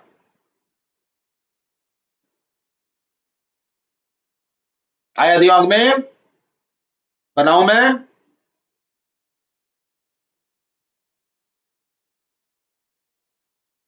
चलिए देखिए, सोच लिया होगा आपने ना। देखिए यही सोचा क्या आपने, ये लाइन ऑफ सिमेट्री है, ठीक है, सब लोगों ने सही सोचा। यही लाइन ऑफ सिमेट्री है। क्यों? क्योंकि इसके लेफ्ट में ए पॉइंट है, तो ठीक इसके इमेज जैसा, मिरर इमेज जैसा दूसरी ओर पॉइंट बी है। इसके लेफ्ट हैंड साइड में जैसा सर्किट डायग्राम है, राइट हैंड साइड में वैसा ही सर्किट डायग्राम है, बिल्कुल मिरर इमेज जैसा है। तो पहला स्टेप हो गया पूरा। क्या बना दिए हम लोग? Line of symmetry. अगला स्टेप क्या होता है? जंक्शन पर ध्यान देना होता है। तीन जंक्शन है, ये टॉप वाला, ये बीच वाला और ये नीचे वाला। जंक्शन पर जो लाइन के एक तरफ सिमेट्रिकल रेजिस्टेंस है उसमें, और उसका सिमेट्रिकल रेजिस्टेंस जो दूसरी ओर है उसमें करंट होता है सेम। यानी यहां पर करंट जो बनाएंगे आप I1, वही करंट यहां भी चला जाएगा I1। बीच वाले रेजिस्टेंस में यहां करंट आप बनाते हैं I2, तो इसका सिमेट्रिकल रेजिस्टेंस यहां है, इसमें भी करंट बनेगा I2। नीचे वाले में यहां अगर आप करंट बनाते हैं आप I3, तो इसके सिमेट्रिकल रेजिस्टेंस में भी करंट बनाएंगे कितना? Same I3। तो देखिए अब करंट डिस्ट्रीब्यूशन होने के बाद समझिए, ये I1 सीधा चला गया ऊपर ऊपर, है ना, I2 सीधे चला गया। तो ये जो वर्टिकल रेजिस्टेंस दिख रहा है ये वाला, इसमें करंट आया ही नहीं, ये छोड़ दिए, बेकार है। इसी तरह से I2 तो सीधा चला गया था और I3 भी नीचे नीचे सीधा चला गया, तो ये जो रेजिस्टेंस है इसमें भी करंट नहीं जा रहा है, ये भी हो गया बेकार, है कि नहीं? तो वह दो रेजिस्टेंस हटाकर दोबारा से सर्किट डायग्राम बना लेंगे। ये पॉइंट ए था और दूसरी ओर पॉइंट बी था, वह दो रेजिस्टेंस हटाइए और बाकी रेजिस्टेंस बना लीजिए। अभी अपने आप आपको सीरीज पैरेलल कॉम्बिनेशन दिख जाएगा, है ना। ये रेजिस्टेंस एक रह गया, एक रेजिस्टेंस यहां है, दो रेजिस्टेंस यहां थे और दो रेजिस्टेंस नीचे वाले थे। वर्टिकल बीच वाला, वर्टिकल, ये जो वर्टिकल बीच वाला था उसमें करंट गया ही नहीं। क्यों? क्योंकि ऊपर ऊपर करंट सीधे चला गया था I1 I1, ये 2R 2R जो लिख रहा हूं, ठीक, इसमें I1 करंट सीधे चला गया। अब दो बार क्या लिखूं, एक ही बार लिख रहा हूं I1। ऐसी ये जो 2R था और ये जो 2R था, इसमें I2 करंट सीधे चला गया था, एक ही जगह लिख दिया है मैंने। ये जो 2R नीचे वाला है, ये जो 2R है, इसमें करंट सीधा चला गया I3। तो देखिए अपने आप आपको सीरीज पैरेलल कॉम्बिनेशन दिख गया, क्वेश्चन आसानी से सॉल्व हो गया, है कि नहीं। ये ऊपर का 2R, बीच वाला 2R और नीचे का 2R सब सीरीज में हो गए, और उसका सब आपस में पैरेलल में है। तो ऊपर 2R 2R 4R, बीच वाला 2R 2R 4R, नीचे वाला 2R 2R 4R, 4R 4R 4R क्या पैरेलल 4R/3। तो R इक्विवेलेंट आ गया 4R/3, ठीक है ना, ये आंसर हो गया। तो मेथड ऑफ सिमेट्री क्वेश्चन को बहुत ज्यादा आसान बना देता है ना। तो मेथड ऑफ सिमेट्री बहुत अच्छा मेथड है। अगला क्वेश्चन देखिए और प्रैक्टिस करिए, जितना मैं अपनी तरफ से करा सकता हूं, आपका हेल्प जितना कर सकता हूं उतना कर रहा हूं मैं। अगला क्वेश्चन है, ऐसे एक सर्किट डायग्राम बना रहा हूं मैं ट्रायंगुलर शेप में। ये ट्रायंगुलर शेप में ये एक रेजिस्टेंस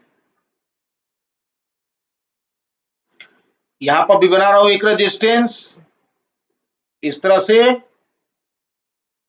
और एक रेजिस्टेंस यहां पर बना रहा हूं, ठीक।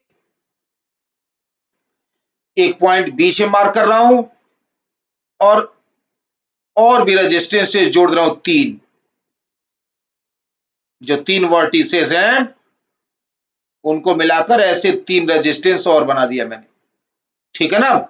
सभी रेजिस्टेंस आर ही बनाइए, सभी रेजिस्टेंस मान लीजिए आर है। तो हम लोगों को इस सर्किट का इक्विवेलेंट रेजिस्टेंस फाइंड आउट करना है। ये रहा मान लीजिए पॉइंट ए और ये रहा पॉइंट बी। तो find R equivalent between A and B, A और बी के बीच आर इक्विवेलेंट निकालिए।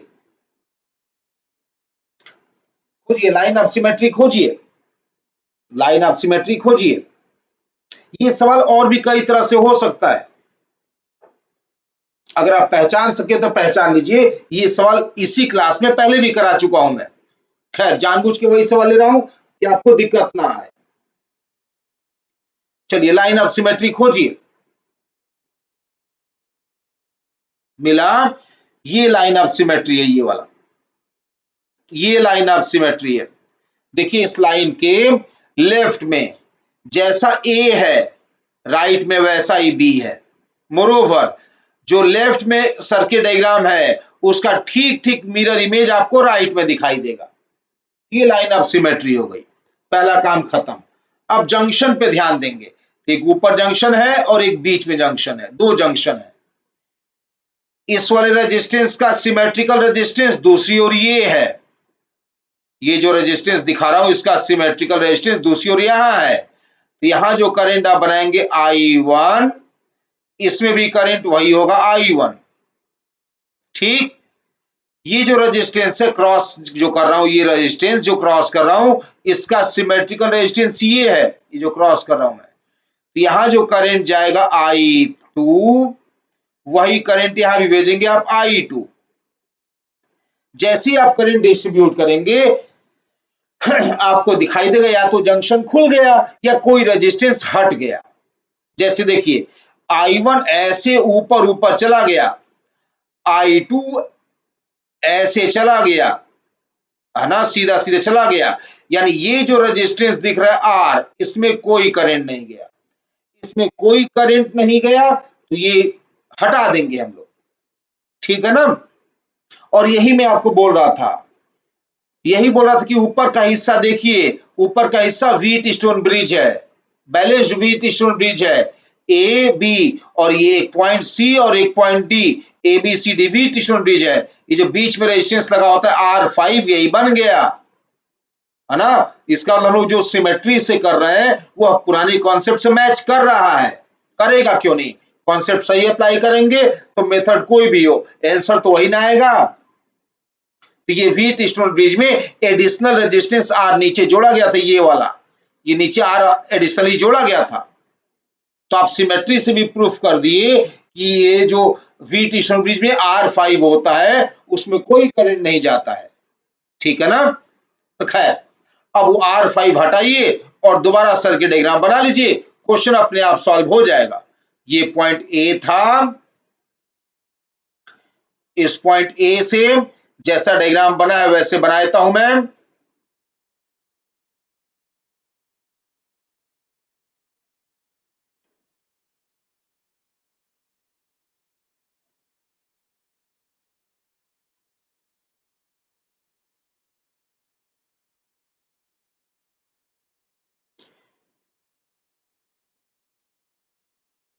जैसे ही आप रस डायग्राम रीड्रॉ करेंगे अपने आप आपको सीरीज पैरेलल कॉम्बिनेशन दिखाई देने लगेगा। एक बार जब सीरीज पैरेलल कॉम्बिनेशन तक आ गया तब तो कोई अब सवाल में टेंशन ही नहीं है, बस हो गया, सवाल सॉल्व हो गया ना। ये देखिए ये R और ये R जिसमें करंट I1 और I1 जा रहा था ऊपर ऊपर, यह दोनों हो चुके हैं सीरीज में। ये करंट जा रहा था ना ऐसे इधर से ऐसे, ये हो चुके हैं सीरीज में। ये वाला R और ये वाला R जिसमें करंट I2 जा रहा था, ये जो करंट जिसमें I2 बनाए थे आप ये भी हो गए सीरीज में। तो ऊपर का सीरीज 2R, बीच वाला सीरीज 2R और नीचे का ये R पैरेलल में हो गए 2R और 2R, capital R, R R capital R by 2, है कि नहीं। R R का पैरेलल कितना आ गया, R R बाई 2। तो देखिए तो ओरली सॉल्व हो गया, है ना। तो R इक्विवेलेंट डायरेक्ट लिख सकते हैं आप, R बाई 2। कितना इजी हो गया क्वेश्चन, देख लीजिए। तो सिमेट्री का यही फायदा है, क्वेश्चन को बहुत इजी कर देगा। फिर से रिपीट कर दे रहा हूं मैं, आपको लाइन ऑफ सिमेट्री बनाना होता है। लाइन ऑफ सिमेट्री ऐसे बनाइए कि परफेक्ट लाइन ऑफ सिमेट्री बने। परफेक्ट लाइन ऑफ सिमेट्री का मतलब क्या होता है कि एक तरफ पॉइंट ए हो तो उसके ठीक मिरर इमेज जैसा पॉइंट बी हो, एक तरफ जो सर्किट हो उसके मिरर इमेज जैसा दूसरी ओर का सर्किट भी हो। उसके बाद लाइन ऑफ सिमेट्री बन गया। जंक्शन पर ध्यान दीजिए, जंक्शन पर करंट डिस्ट्रीब्यूट करिए। करंट डिस्ट्रीब्यूट करने के बाद या तो जंक्शन खुल जाएगा या कुछ रेजिस्टेंस ऐसे मिलेंगे जहां पर आप देखेंगे करंट जा ही नहीं रहा है। तो उसके बाद जब आप डायग्राम रीड्रॉ करेंगे अपने आप सीरीज पैरेलल कॉम्बिनेशन दिखाई देगा, क्वेश्चन सॉल्व हो जाएगा। तो है ना कितना अच्छा मेथड ऑफ सिमेट्री, कितना इजी है और कितना बढ़िया भी है। ओके,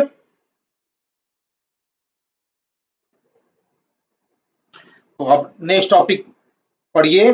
नेक्स्ट टॉपिक है इक्विपोटेंशियल मेथड।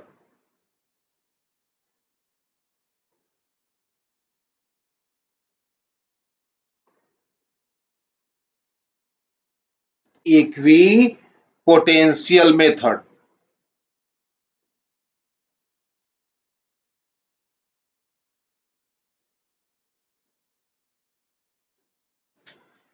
अब इस सेक्शन के दो पार्ट्स होते हैं, इसमें दो तरह के क्वेश्चन आपको मिलेंगे, एक आसान होगा एक थोड़ा सा टफ होगा। मतलब दोनों का आपस में तुलना कर रहा हूं, एक इजी होगा दूसरा स्लाइटली टफ होगा। तो पहले आसान वाला देखते हैं। जैसे मान लीजिए कि आपसे पूछा जाए कि आपके पास एक सर्किट डायग्राम है और इक्विवेलेंट रेजिस्टेंस बनाइए, निकालिए। तो जैसे मान लीजिए कि आपके पास एक ऐसा सर्किट डायग्राम बना रहा हूं मैं, ये मान लीजिए। अब आपसे कहा जाएगा कि इस में कुछ रेजिस्टेंसेस जोड़ रहा हूं मैं, इक्विवेलेंट रेजिस्टेंस इसका बताइए। जैसे कुछ रेजिस्टेंस जोड़ रहा हूं मैं, मान लीजिए कि एक इसका डायमीटर बना लिया मैंने यहां पर और एक इसका ये डायमीटर बना लिया मैंने यहां पर। कुछ रेजिस्टेंस जोड़ रहा हूं मैं, जैसे एक रेजिस्टेंस ये R, यहां पर एक रेजिस्टेंस R, एक रेजिस्टेंस यहां भी जोड़िए R और एक रेजिस्टेंस यहां भी जोड़िए R। ओके, अब मैं कह रहा हूं कि पॉइंट ए, यहां पर पॉइंट ए है और सेंटर पे पॉइंट बी है। ए और बी के बीच इक्विवेलेंट रेजिस्टेंस बताइए। क्वेश्चन है कि find equivalent resistance, find R equivalent between A and B के बीच इक्विवेलेंट रेजिस्टेंस बताइए। तो देखिए, ये आसान क्यों बोल रहा हूं मैं, क्वेश्चन देखते ही आपके मन में क्लिक करेगा कि यह सवाल बहुत इजी है, इक्वल पोटेंशियल मेथड का है। कैसे? डायग्राम को केवल अच्छा दिखाने के लिए, डायग्राम में केवल खूबसूरती लाने के लिए एक्स्ट्रा कनेक्टिंग वायर यूज किया गया होगा। जैसे ये आप देखिए डायग्राम में, ये जो सर्कुलर वायर दिख रहा है, ये सर्कुलर वायर आइडियल वायर है, इसका कोई रेजिस्टेंस नहीं है। ये जो सर्कुलर वायर दिख रहा है डायग्राम में आपको, ये इसका कोई रेजिस्टेंस नहीं है। ये बस इसीलिए बनाया गया है कि डायग्राम एक अच्छा दिखाई दे, एक सबको सर्कुलर में दिखाऊं, मैं सर्किल बना के दिखाऊं, रिंग बना के दिखाऊं। तो डायग्राम खूबसूरती के लिए ये जो मैंने बना के दिखाया, ये आपको एक्स्ट्रा कनेक्टिंग वायर बना के दिखाया गया है। तो जब कभी भी सवाल में एक्स्ट्रा कनेक्टिंग वायर दिखाई दे, जब कभी भी सवाल में एक्स्ट्रा कनेक्टिंग वायर दिखाई दे, तो समझ लीजिएगा सवाल बहुत ज्यादा आसान है और आप इक्वल पोटेंशियल मेथड याद करिएगा। तो इसमें क्या फंडा होता है कि जो पॉइंट्स कनेक्टिंग वायर से जुड़े हुए हैं, जो पॉइंट्स कनेक्टिंग वायर से जुड़े हुए हैं, उन सभी का पोटेंशियल होगा सेम। क्यों? क्योंकि हम लोग जो कनेक्टिंग वायर मानते हैं उसको आइडियल वायर मानते हैं, और आइडियल वायर मतलब उसका रेजिस्टेंस जीरो है ना। कनेक्टिंग वायर मतलब आइडियल वायर मतलब रेजिस्टेंस जीरो, और रेजिस्टेंस जीरो तो V is equal to I R, Ohm's law, V is equal to I R, R zero तो पोटेंशियल ड्रॉप V जीरो, तो पोटेंशियल ड्रॉप होगा ही नहीं। पोटेंशियल ड्रॉप नहीं होगा तो सबका पोटेंशियल होगा सेम। तो याद रखिएगा कि कोई भी सवाल ऐसा आपके सामने दिखाई दे कि एक्स्ट्रा कनेक्टिंग वायर यूज किया गया है सवाल में, तो समझ लीजिएगा कि ये इक्वी पोटेंशियल मेथड का सवाल है।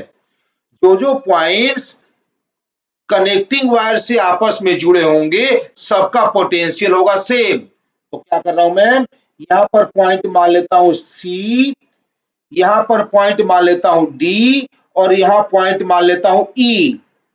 तो देखिए, ए, सी, डी और ई वही सर्कुलर कनेक्टिंग वायर से जुड़े हुए हैं, है ना। तो इन सबका पोटेंशियल होगा सेम।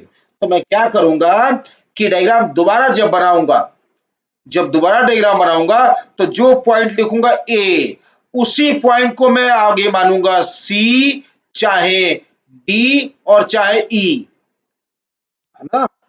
वही सारे पॉइंट को सेम मानूंगा मैं, एक ही जगह सी हो, डी हो और चाहे ई हो। तो इक्वल पोटेंशियल मेथड में जब कभी भी एक्स्ट्रा कनेक्टिंग वायर दिखाई दे, तो जितने भी पॉइंट्स उस कनेक्टिंग वायर से जुड़े हैं, सबका पोटेंशियल होगा सेम।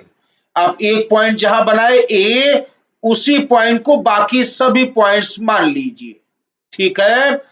अब क्या बच गया, ए सी डी ई बना दिया, अब क्या बच गया, अब बच गया केवल पॉइंट बी, तो पॉइंट बी भी बना दिया, ठीक है ना। अब रेजिस्टेंस देख देख के जोड़ते जाइए। जैसे देखिए जोड़ रहा हूं मैं, ये रेजिस्टेंस आर कहां जुड़ा है, ए और बी। देखिए जो टिक कर रहा हूं, ये रेजिस्टेंस कहां लगा है, ए और बी के बीच में। खोजिए ए और खोजिए बी, ए और बी के बीच जोड़ दीजिए, ए और बी के बीच जोड़ दिया एक रेजिस्टेंस, एक बन गया, ठीक। आगे बढ़िए, अब ये रेजिस्टेंस जो नीचे ये जो टिक कर रहा हूं, ये देखिए ये कहां जुड़ा है, बी ऊपर सी नीचे, बी और सी के बीच में। तो खोजिए बी, एक तरफ ये रहा बी राइट में, और ये रहा सी, सी मतलब ए, सी और ए की है, तो यहीं से जोड़ दीजिए दूसरा रेजिस्टेंस। कहां जुड़ा है ये, एक तरफ सी और दूसरी ओर बी, ठीक है ना। अब ये आइए, ये वाला रेजिस्टेंस जो टिक किया मैंने अभी अभी, ये बी और डी के बीच जुड़ा है, बी और डी के बीच जुड़ा है। तो बी खोजिए राइट में है, और डी खोजिए, यही वाला डी है, इसी पॉइंट को आप डी भी कह सकते हैं। तो यहां पर एक और रेजिस्टेंस जोड़ दीजिए, ये बन गया, ये सभी का वैल्यू आर है। एक बच गया, ये वाला एक बच गया ना, ये बच गया, ये कहाँ जुड़ा है, नीचे बी ऊपर ई, ई और बी के बीच में खोजिए ई, यही वाला पॉइंट जो ए है वही ई है, तो यही पॉइंट ई है, और बी तो राइट में था ही, यहाँ पे एक और रेजिस्टेंस जोड़ दिया, क्या बन गया, पैरेलल, सभी का पैरेलल कॉम्बिनेशन, तो इक्विवेलेंट वैल्यू कितना आ गया, R/4। तो क्या आपको समझ में आया इस क्वेश्चन से कि क्वेश्चन में जब कभी भी एडिशनल या ढेर सारे कनेक्टिंग वायर दिखाई दें तो समझ लीजिएगा यह सवाल इक्वल पोटेंशियल मेथड का है। क्या करना होता है, जितने भी पॉइंट्स कनेक्टिंग वायर से जुड़े हुए हैं उन सभी का पोटेंशियल होता है सेम, सबको एक ही पॉइंट बनाएंगे आप, और जब सबको एक ही पॉइंट बना देंगे तो क्वेश्चन अपने आप सीरीज पैरेलल में कन्वर्ट हो जाएगा, ठीक है ना, इसीलिए बोल रहा हूं ये तो बहुत ज्यादा आसान मेथड है। जैसे अगला सवाल देखिए, अगला क्वेश्चन देखिए, मान लीजिए एक ले रहा हूं मैं इस तरह से सिस्टम, ऐसे एक सिस्टम लिया मैंने स्क्वायर शेप में, ठीक है, स्क्वायर शेप में एक सिस्टम लिया, एक रेजिस्टेंस यहां बना रहा हूं, एक रेजिस्टेंस यहां बना रहा हूं, ये पॉइंट मानूंगा ए, और यहां पर ये पॉइंट मान रहा हूं बी, ठीक, ए और बी के बीच में आपको इक्विवेलेंट रेजिस्टेंस निकालने कहा जाएगा। ये पूरा हो गया सवाल, सभी रेजिस्टेंस का वैल्यू आर मानिए, सबका वैल्यू आर है, और ए और बी के बीच इक्विवेलेंट रेजिस्टेंस निकालिए, यानी find R equivalent between A and B, A और बी के बीच इक्विवेलेंट रेजिस्टेंस बताइए, ए और बी के बीच इक्विवेलेंट रेजिस्टेंस कितना। तो क्या मैंने आपको बोला, देखिए इस सवाल में भी देख लिया क्वेश्चन, दिख गया ना एक्स्ट्रा कनेक्टिंग वायर, ये जो बाहर बाहर दिख रहा है आपको, ये जो बाहर बाहर दिख रहा है ये वाला, ये जो बाहर बाहर दिख रहा है ये एक्स्ट्रा कनेक्टिंग वायर है, ये इसीलिए यूज किया गया है कि डायग्राम एक दूसरे टाइप का दिखने में अच्छा लगे, ठीक है। तो ऐसे में क्या करना होता है कि जितने भी पॉइंट्स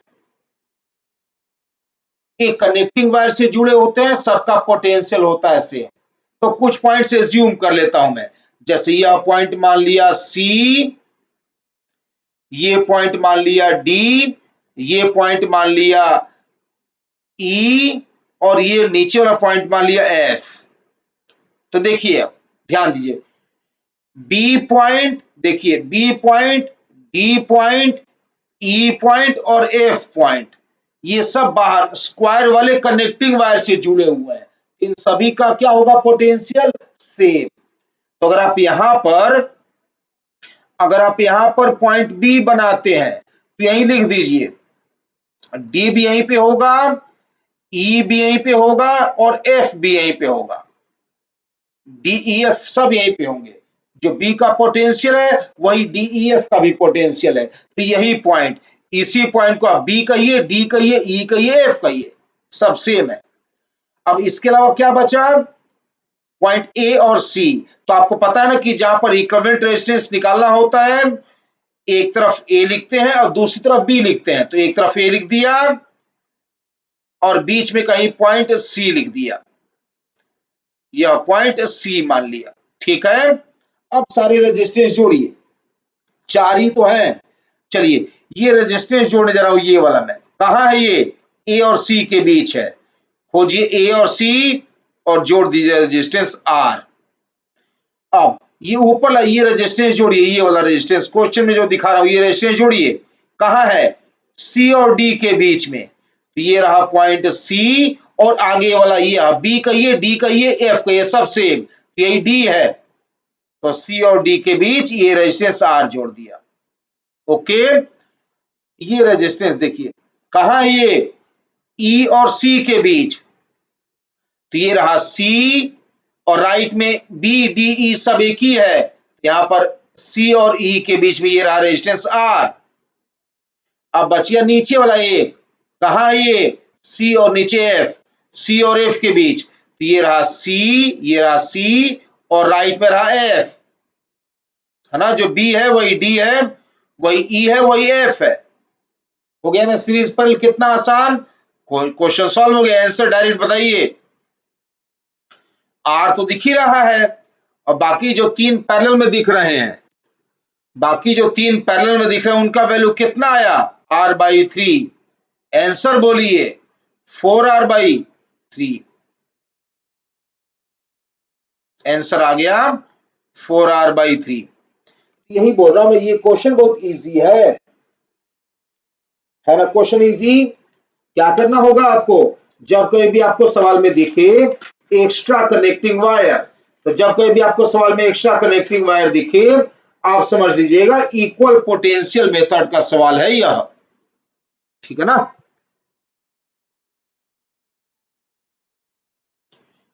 अगला सवाल देखिए,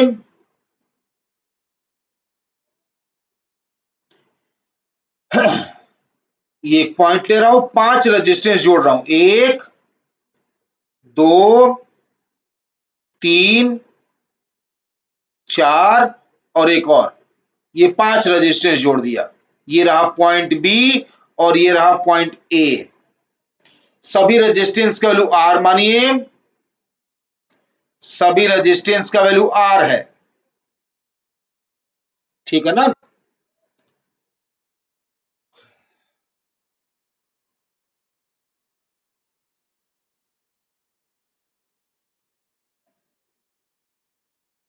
मान लीजिए अब कुछ कनेक्टिंग वायर जोड़ रहा हूं मैं, ये कनेक्टिंग वायर ले आया और जोड़ दिया यहां पर,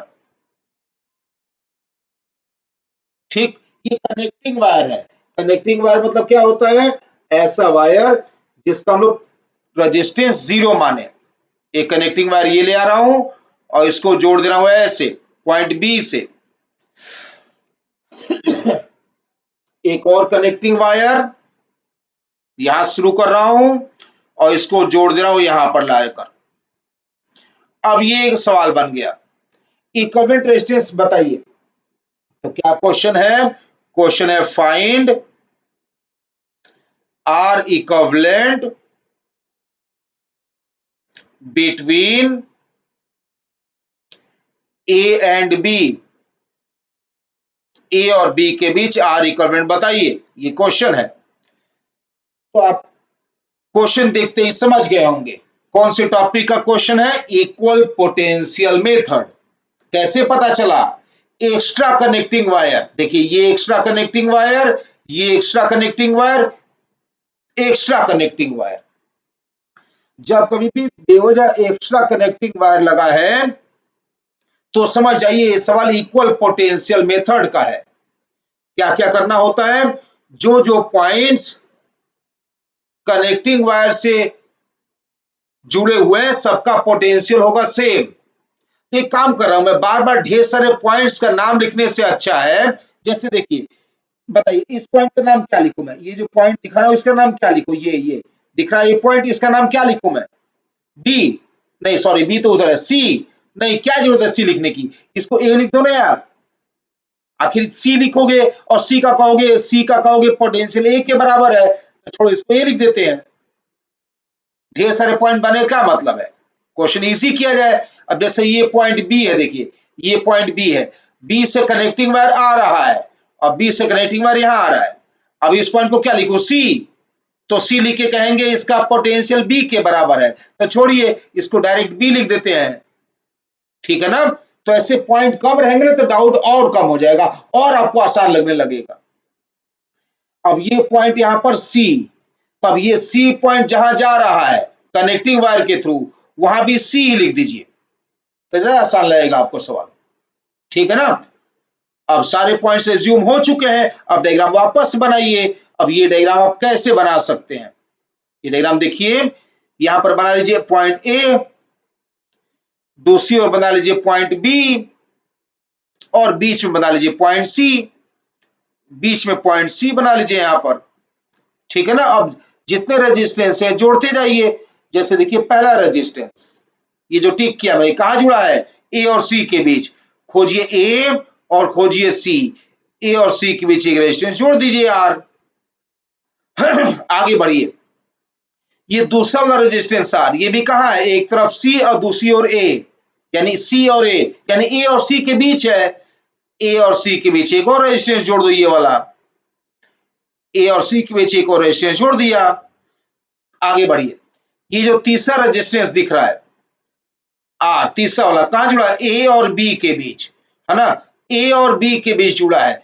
ए खोजिए और बी खोजिए, ए और बी के बीच ये रेजिस्टेंस जोड़ दीजिए। ए और बी के बीच ये रेजिस्टेंस जोड़ दिया मैं यहां पर, है ना, ए और बी के बीच ये रेजिस्टेंस हो गया, ये भी बन गया। आगे बढ़िए, ये रेजिस्टेंस ये कहां जुड़ा है, बी और सी के बीच। चौथा रेजिस्टेंस कहां जुड़ा है, बी और सी के बीच, तो बी खोजिए और सी खोजिए, यहां पर जोड़ दीजिए, बी और सी के बीच ये रेजिस्टेंस आर। लास्ट बचा एक, ये भी कहां है, सी और बी के बीच, तो सी और बी के बीच ये भी एक और जोड़ दीजिए आर। यहां भी लगा दिया मैंने एक और आर। अब आपको दिख गया होगा, अब आपको सीरीज पैरेलल कॉम्बिनेशन दिख गया होगा। पहला वाला आर और आर पैरेलल में, है ना, पहला और आर क्या हो गया, पैरेलल में, तो ये हो गया। अब मुंह जबानी कर लो यार, ये बहुत इजी है।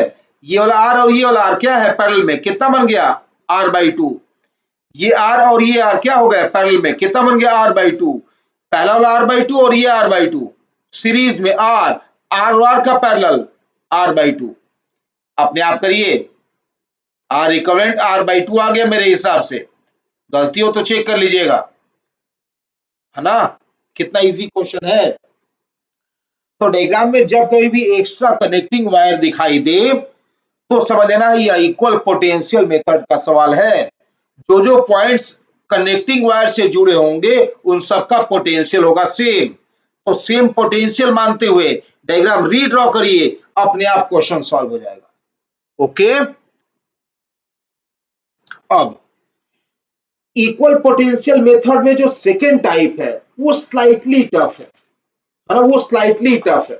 तो मैं क्या कर रहा हूं कि जो क्वेश्चन आपको करा चुका हूं ना वही क्वेश्चन ले रहा हूं, सो दैट आपको कॉन्फिडेंस थोड़ा बना रहे, है ना। जो क्वेश्चन मैं आपको करा दिया हूं ना वही क्वेश्चन दोबारा ले रहा हूं, सो दैट आप समझ पाए कि हम लोग जो कर रहे हैं वो सही है। जैसे देखिए, ये क्वेश्चन आज ही किया है हम लोगों ने, एक ट्रायंगल बनाया था ना, वही ट्रायंगल दोबारा बनाने जा रहा हूं मैं, वही ट्रायंगल बना रहा हूं दोबारा से। ये रेजिस्टेंस आर था, यहां भी रेजिस्टेंस आर था, और यहां भी रेजिस्टेंस आर लगाए थे आप।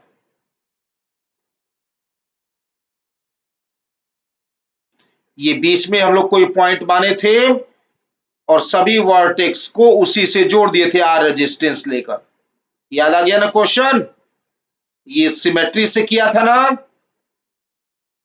नहीं याद आया, नहीं बोला था कि ये क्वेश्चन सिमेट्री का समझिए अच्छा है, व्हीट स्टोन ब्रिज का समझिए, दोनों से ही क्वेश्चन कर चुके थे ना, ये वाला वही क्वेश्चन बोल रहा हूं मैं, जानबूझ के यही क्वेश्चन ले रहा हूं कि आप जब इस मेथड से करें तो आपको आंसर पहले से ही पता हो और मन में आए कॉन्फिडेंस। क्या आया था इसका आंसर, याद आ रहा है, या रिवाइज करके देख लीजिए चाहे तो आप। आंसर आया था r/2 ना, आंसर क्या आया था इसका, r/2। ठीक है, सही बोल रहा हूं ना मैं, गलत तो नहीं बोल दिया कहीं, r/2 ही ना आया था। ठीक, तो हम लोग क्या करना था, ये पॉइंट था ए और ये पॉइंट था बी, ए और बी के बीच इक्विवेलेंट रेजिस्टेंस निकालना था। ठीक है, ये पॉइंट मान लेता हूं सी और ऊपर वाला पॉइंट मान लेता हूं डी। ओके, हम लोग को इक्विवेलेंट रेजिस्टेंस फाइंड आउट करना था। अब यह सवाल हम लोग पहले भी कर चुके हैं, पहले व्हीट स्टोन ब्रिज से किए, फिर किससे किए आप, सिमेट्री से किए, अब करेंगे इक्वल पोटेंशियल मेथड से। देखिए सवाल मायने नहीं रखता है, मायने रखता है मेथड जो आपको सिखाने जा रहा हूं मैं। तो इक्वल पोटेंशियल मेथड से ये सवाल ट्राई करिए, जो मैं अब बताने जा रहा हूं आपको। ओके,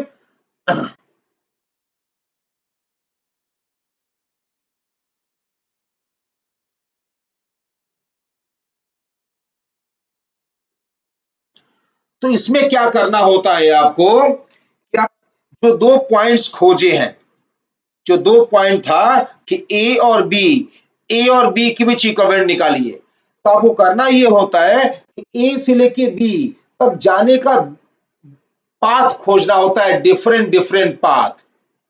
जैसे ए से लेके बी जाने का एक पाथ में यह ढूंढ सकता हूं, देखिए ये वाला एक पाथ ये ढूंढ लिया मैंने, ठीक। एक और पाथ मिल रहा है मुझे ए से बी जाए, वैसे तो बहुत से पाथ है ए से बी जाने के, वैसे तो बहुत ढेर सारे पाथ बना सकते हैं आप, लेकिन मैं वही पाथ ढूंढ रहा हूं जो एक जैसा हो, सिमिलर पाथ हो। कैसे सिमिलर है अभी सुनते रहिए, आपको पता लगेगा कि यह दोनों पाथ सिमिलर कैसे हैं। एक पाथ जो आपको दिखाया ब्लैक लाइन से, यह देखिए दूसरा पाथ ए से बी जाने का, ए से चलिए और डी होते हुए बी पहुंचिए, है ना। तो पाथ क्या मिला आपको, पाथ वन क्या मिला आपको, पाथ वन मिला ए सी बी, है ना। पाथ टू क्या मिला आपको, समझिएगा, पाथ टू क्या मिला आपको, पाथ टू मिला ए डी बी, एक बार वाया सी गए, एक बार वाया डी गए, दोनों पाथ यही। वैसे मैंने कहा बार बार कि बहुत से पाथ हो सकते हैं, लेकिन हम लोग वही पाथ चुनेंगे जो सिमिलर है। क्यों सिमिलर, देख लीजिए, बताइए पहले पाथ में कितने रेजिस्टेंस आ रहे हैं, दो रेजिस्टेंस, एक ये वाला आर, एक ये वाला आर, दो रेजिस्टेंस आ रहे हैं। ए सी बी में दो रेजिस्टेंस आ रहे हैं। अच्छा आगे बढ़िए, ए डी बी में आइए, ए डी बी में भी दो रेजिस्टेंस आ रहे हैं, एक आर और एक आर, दोनों ही पाथ में दो दो रेजिस्टेंस आ रहे हैं, है ना सिमिलर। ठीक, एक और सिमिलरिटी है कि एक रेजिस्टेंस छोड़कर मिड पॉइंट सी आया पहले पाथ में, एक पॉइंट छोड़कर मिड पॉइंट डी आया दूसरे पाथ में भी। तो दो सिमिलर पाथ है और सिमिलर पाथ के दो सिमिलर पॉइंट मिल गए सी और डी, तो सिमिलर पाथ के सिमिलर पॉइंट का पोटेंशियल होगा सेम। ये कॉन्सेप्ट लगाएंगे कि सिमिलर पाथ के सिमिलर पॉइंट्स का पोटेंशियल होगा सेम। दो पाथ सिमिलर है, एक रेजिस्टेंस छोड़कर सी, फिर एक और रेजिस्टेंस पहले पाथ में, दूसरे पाथ में एक रेजिस्टेंस छोड़कर डी, फिर एक रेजिस्टेंस, मतलब पहले पाथ का मिड पॉइंट सी है तो दूसरे पाथ का मिड पॉइंट डी है, तो सिमिलर पाथ के सिमिलर पॉइंट्स का पोटेंशियल होगा सेम। तो हम लोग क्या लिख देंगे वीसी बराबर वीडी, वीसी बराबर वीडी लिख देंगे, है ना। ऐसे ही आप लिख देंगे वीसी बराबर वीडी, तो आप कह रहे हैं कि पॉइंट सी और डी का पोटेंशियल होगा सेम। तो पॉइंट सी और डी या तो एक ही जगह बना दीजिए, ये कर सकते हैं आप, या उनके बीच जो रेजिस्टेंस लगा है उसमें करंट जाएगा ही नहीं, ओम्स लॉ से पोटेंशियल ड्रॉप आया ही नहीं तो करंट जाएगा ही नहीं, जब करंट नहीं जाएगा तो वो रेजिस्टेंस यूजलेस है ना। तो ये डायग्राम आप ऐसे बना सकते हैं इजीली आप, ये डायग्राम में ए पॉइंट यहां है, ये बी पॉइंट यहां था, है ना, यहां पर था डी पॉइंट, यहां पर पॉइंट डी था और यहां बीच में पॉइंट सी था, ठीक है ना, ये पॉइंट सी था। अब मैं कह रहा हूं कि आप हर जगह रेजिस्टेंस बनाइए, लेकिन सी और डी का पोटेंशियल आप बोल चुके हैं सेम, तो सी और डी के बीच जो डायरेक्ट रेजिस्टेंस था ये वाला, ये रेजिस्टेंस में करंट जाएगा ही नहीं, तो उसको बनाने की जरूरत नहीं है, तो बाकी सब ड्रॉ कर दीजिए, उसको छोड़ दीजिए। तो बाकी सब जैसे ड्रॉ करेंगे उसको छोड़कर सॉल्यूशन अपने आप दिख जाएगा आपको, आंसर आपको पहले से ही पता था। कितना था आंसर इसका, r/2, है ना। देखिए अभी r/2 दिखाई दे जाएगा आपको आंसर, आपको दिख भी क्या होगा सॉल्यूशन, VT स्टोन ब्रिज से भी यही सॉल्यूशन आया था। VT स्टोन ब्रिज में भी क्या होता है कि जो R5 होता है उसमें कोई करंट नहीं जाता है ना, R5 में कोई करंट नहीं जाता है। ठीक, देखिए आपको ये वाला R और ये वाला R जो वाया D ऊपर लपात में सीरीज 2R, बीच में series 2R, 2R capital R capital R/2। तो इक्विवेलेंट रेजिस्टेंस कितना आ गया? R/2। ये पहले भी आ रखा है, लेकिन हम लोग इस सवाल से क्या सीख गए? नया चीज, इक्वल पोटेंशियल मेथड। ठीक है ना? क्या करना होता है इसमें? आपको इसमें ये करना होता है कि एक पॉइंट ए और दूसरे पॉइंट बी तक पहुंचने के डिफरेंट डिफरेंट पाथ बनाने होते हैं। वैसे तो बहुत से पाथ बना सकते हैं आप, लेकिन वही पाथ बना के फायदा मिलता है जो सिमिलर पाथ है। और क्या कॉन्सेप्ट लगाते हैं? सिमिलर पाथ के सिमिलर पॉइंट्स का पोटेंशियल होगा सेम। ठीक है ना? ओके। अच्छा, एक लास्ट क्वेश्चन और देखिए, इसी इक्वल पोटेंशियल मेथड पर एक सवाल और देखिए। यह सवाल शायद आप देखते ही आंसर बता दें इसका, क्योंकि हम लोग ये आज ही किए हुए हैं। ये सवाल है,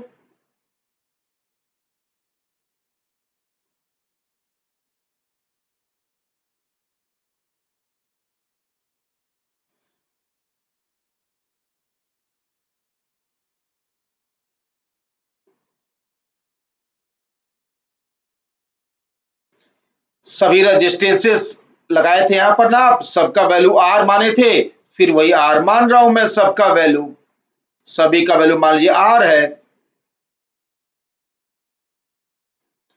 याद आया क्वेश्चन? ये आज ही ने किए हैं। ठीक है ना? ये हम लोग सवाल कर चुके हैं आज। अभी पॉइंट भी डिस्कस कर लेता हूं, तो इसका आंसर एक बार बताइएगा क्या आया था। ये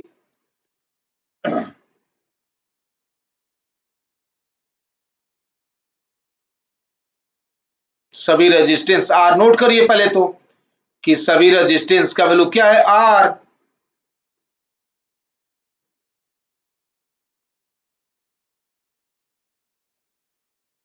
ये पॉइंट आप बनाइए ए और ये पॉइंट बनाइए बी। ठीक है ना? ए और बी आप दो पॉइंट बना लिए। देख लीजिए क्वेश्चन आज ही किया है। ठीक है ना? क्वेश्चन आज ही किया है। याद आया? कितना आया था आंसर? 2R, 2R और 2R आपस में सब पैरेलल में हो गए थे। कितना आया था आंसर? 2R/3। है ना? क्या आया था आंसर? 2R/3। सही बोल रहा हूं ना मैं? अब ठीक है, आंसर भले ही आपको पता हो, करने भी जानते हो, उससे फर्क नहीं। हम लोग को नया मेथड सीखना था। क्या मेथड? Equal potential method. तो एक काम कर रहा हूं, ये पॉइंट बना रहा हूं मैं क्या? सी। ये वाला पॉइंट जो बीच में है उसको मान रहा हूं डी, और ये पॉइंट मान रहा हूं मैं ई। क्या सवाल है? सवाल है find R equivalent between A and B. ये क्वेश्चन सॉल्व करना है आपको। ठीक है ना?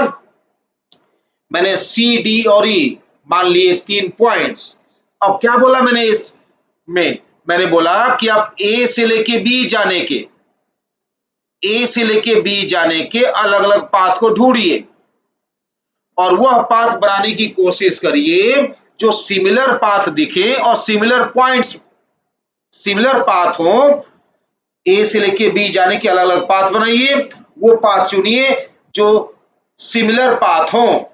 जैसे देखिए, ए से बी जाने का एक रास्ता यह ढूंढ रहा हूं मैं, ये एक रास्ता हो गया वाया सी, एक रास्ता ये हो गया वाया डी, और एक रास्ता ये हो गया वाया ई। ये तीनों पाथ सिमिलर हैं।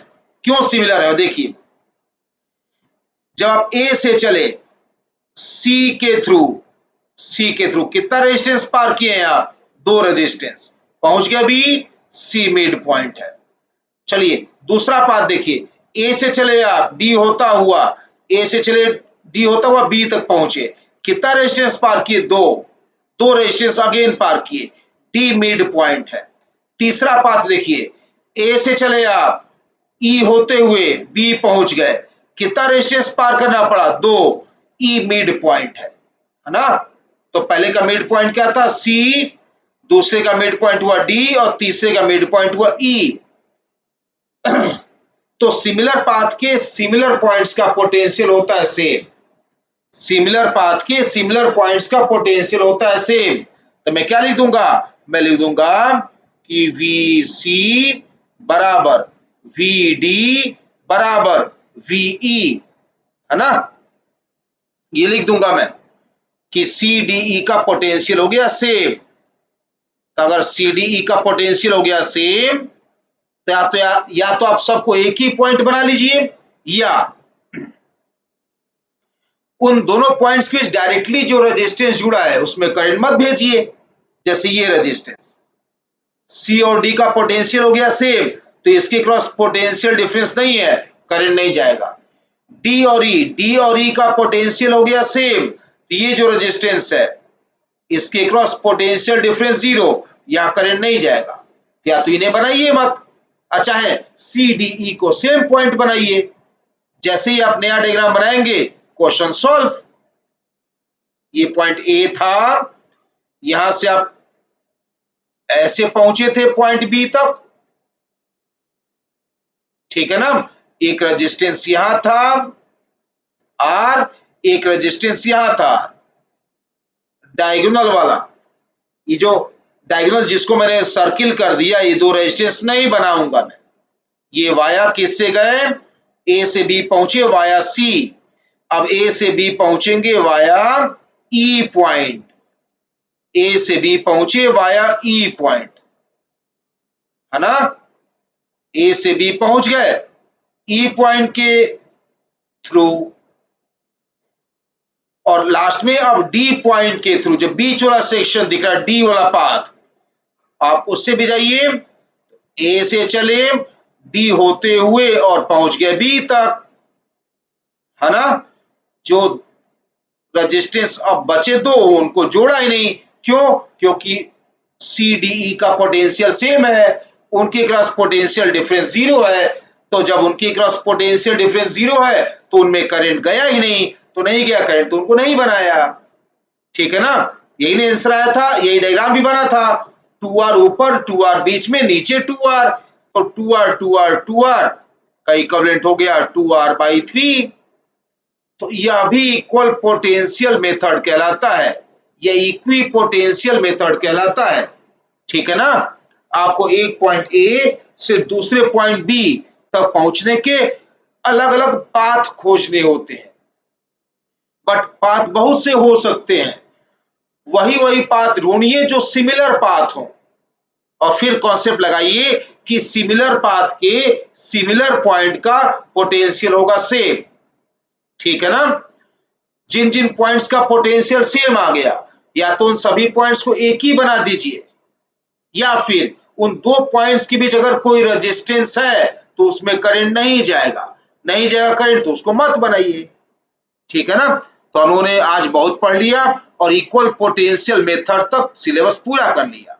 बड़ा अच्छा मेथड है यह, इंटरेस्टिंग क्वेश्चन लगते हैं ना, ये सब मेथड बहुत अच्छे हैं। रिवाइज करते रहिएगा बढ़िया से, रिवाइंड कर करके, और नोट्स खुद बनाते रहिए, ओके।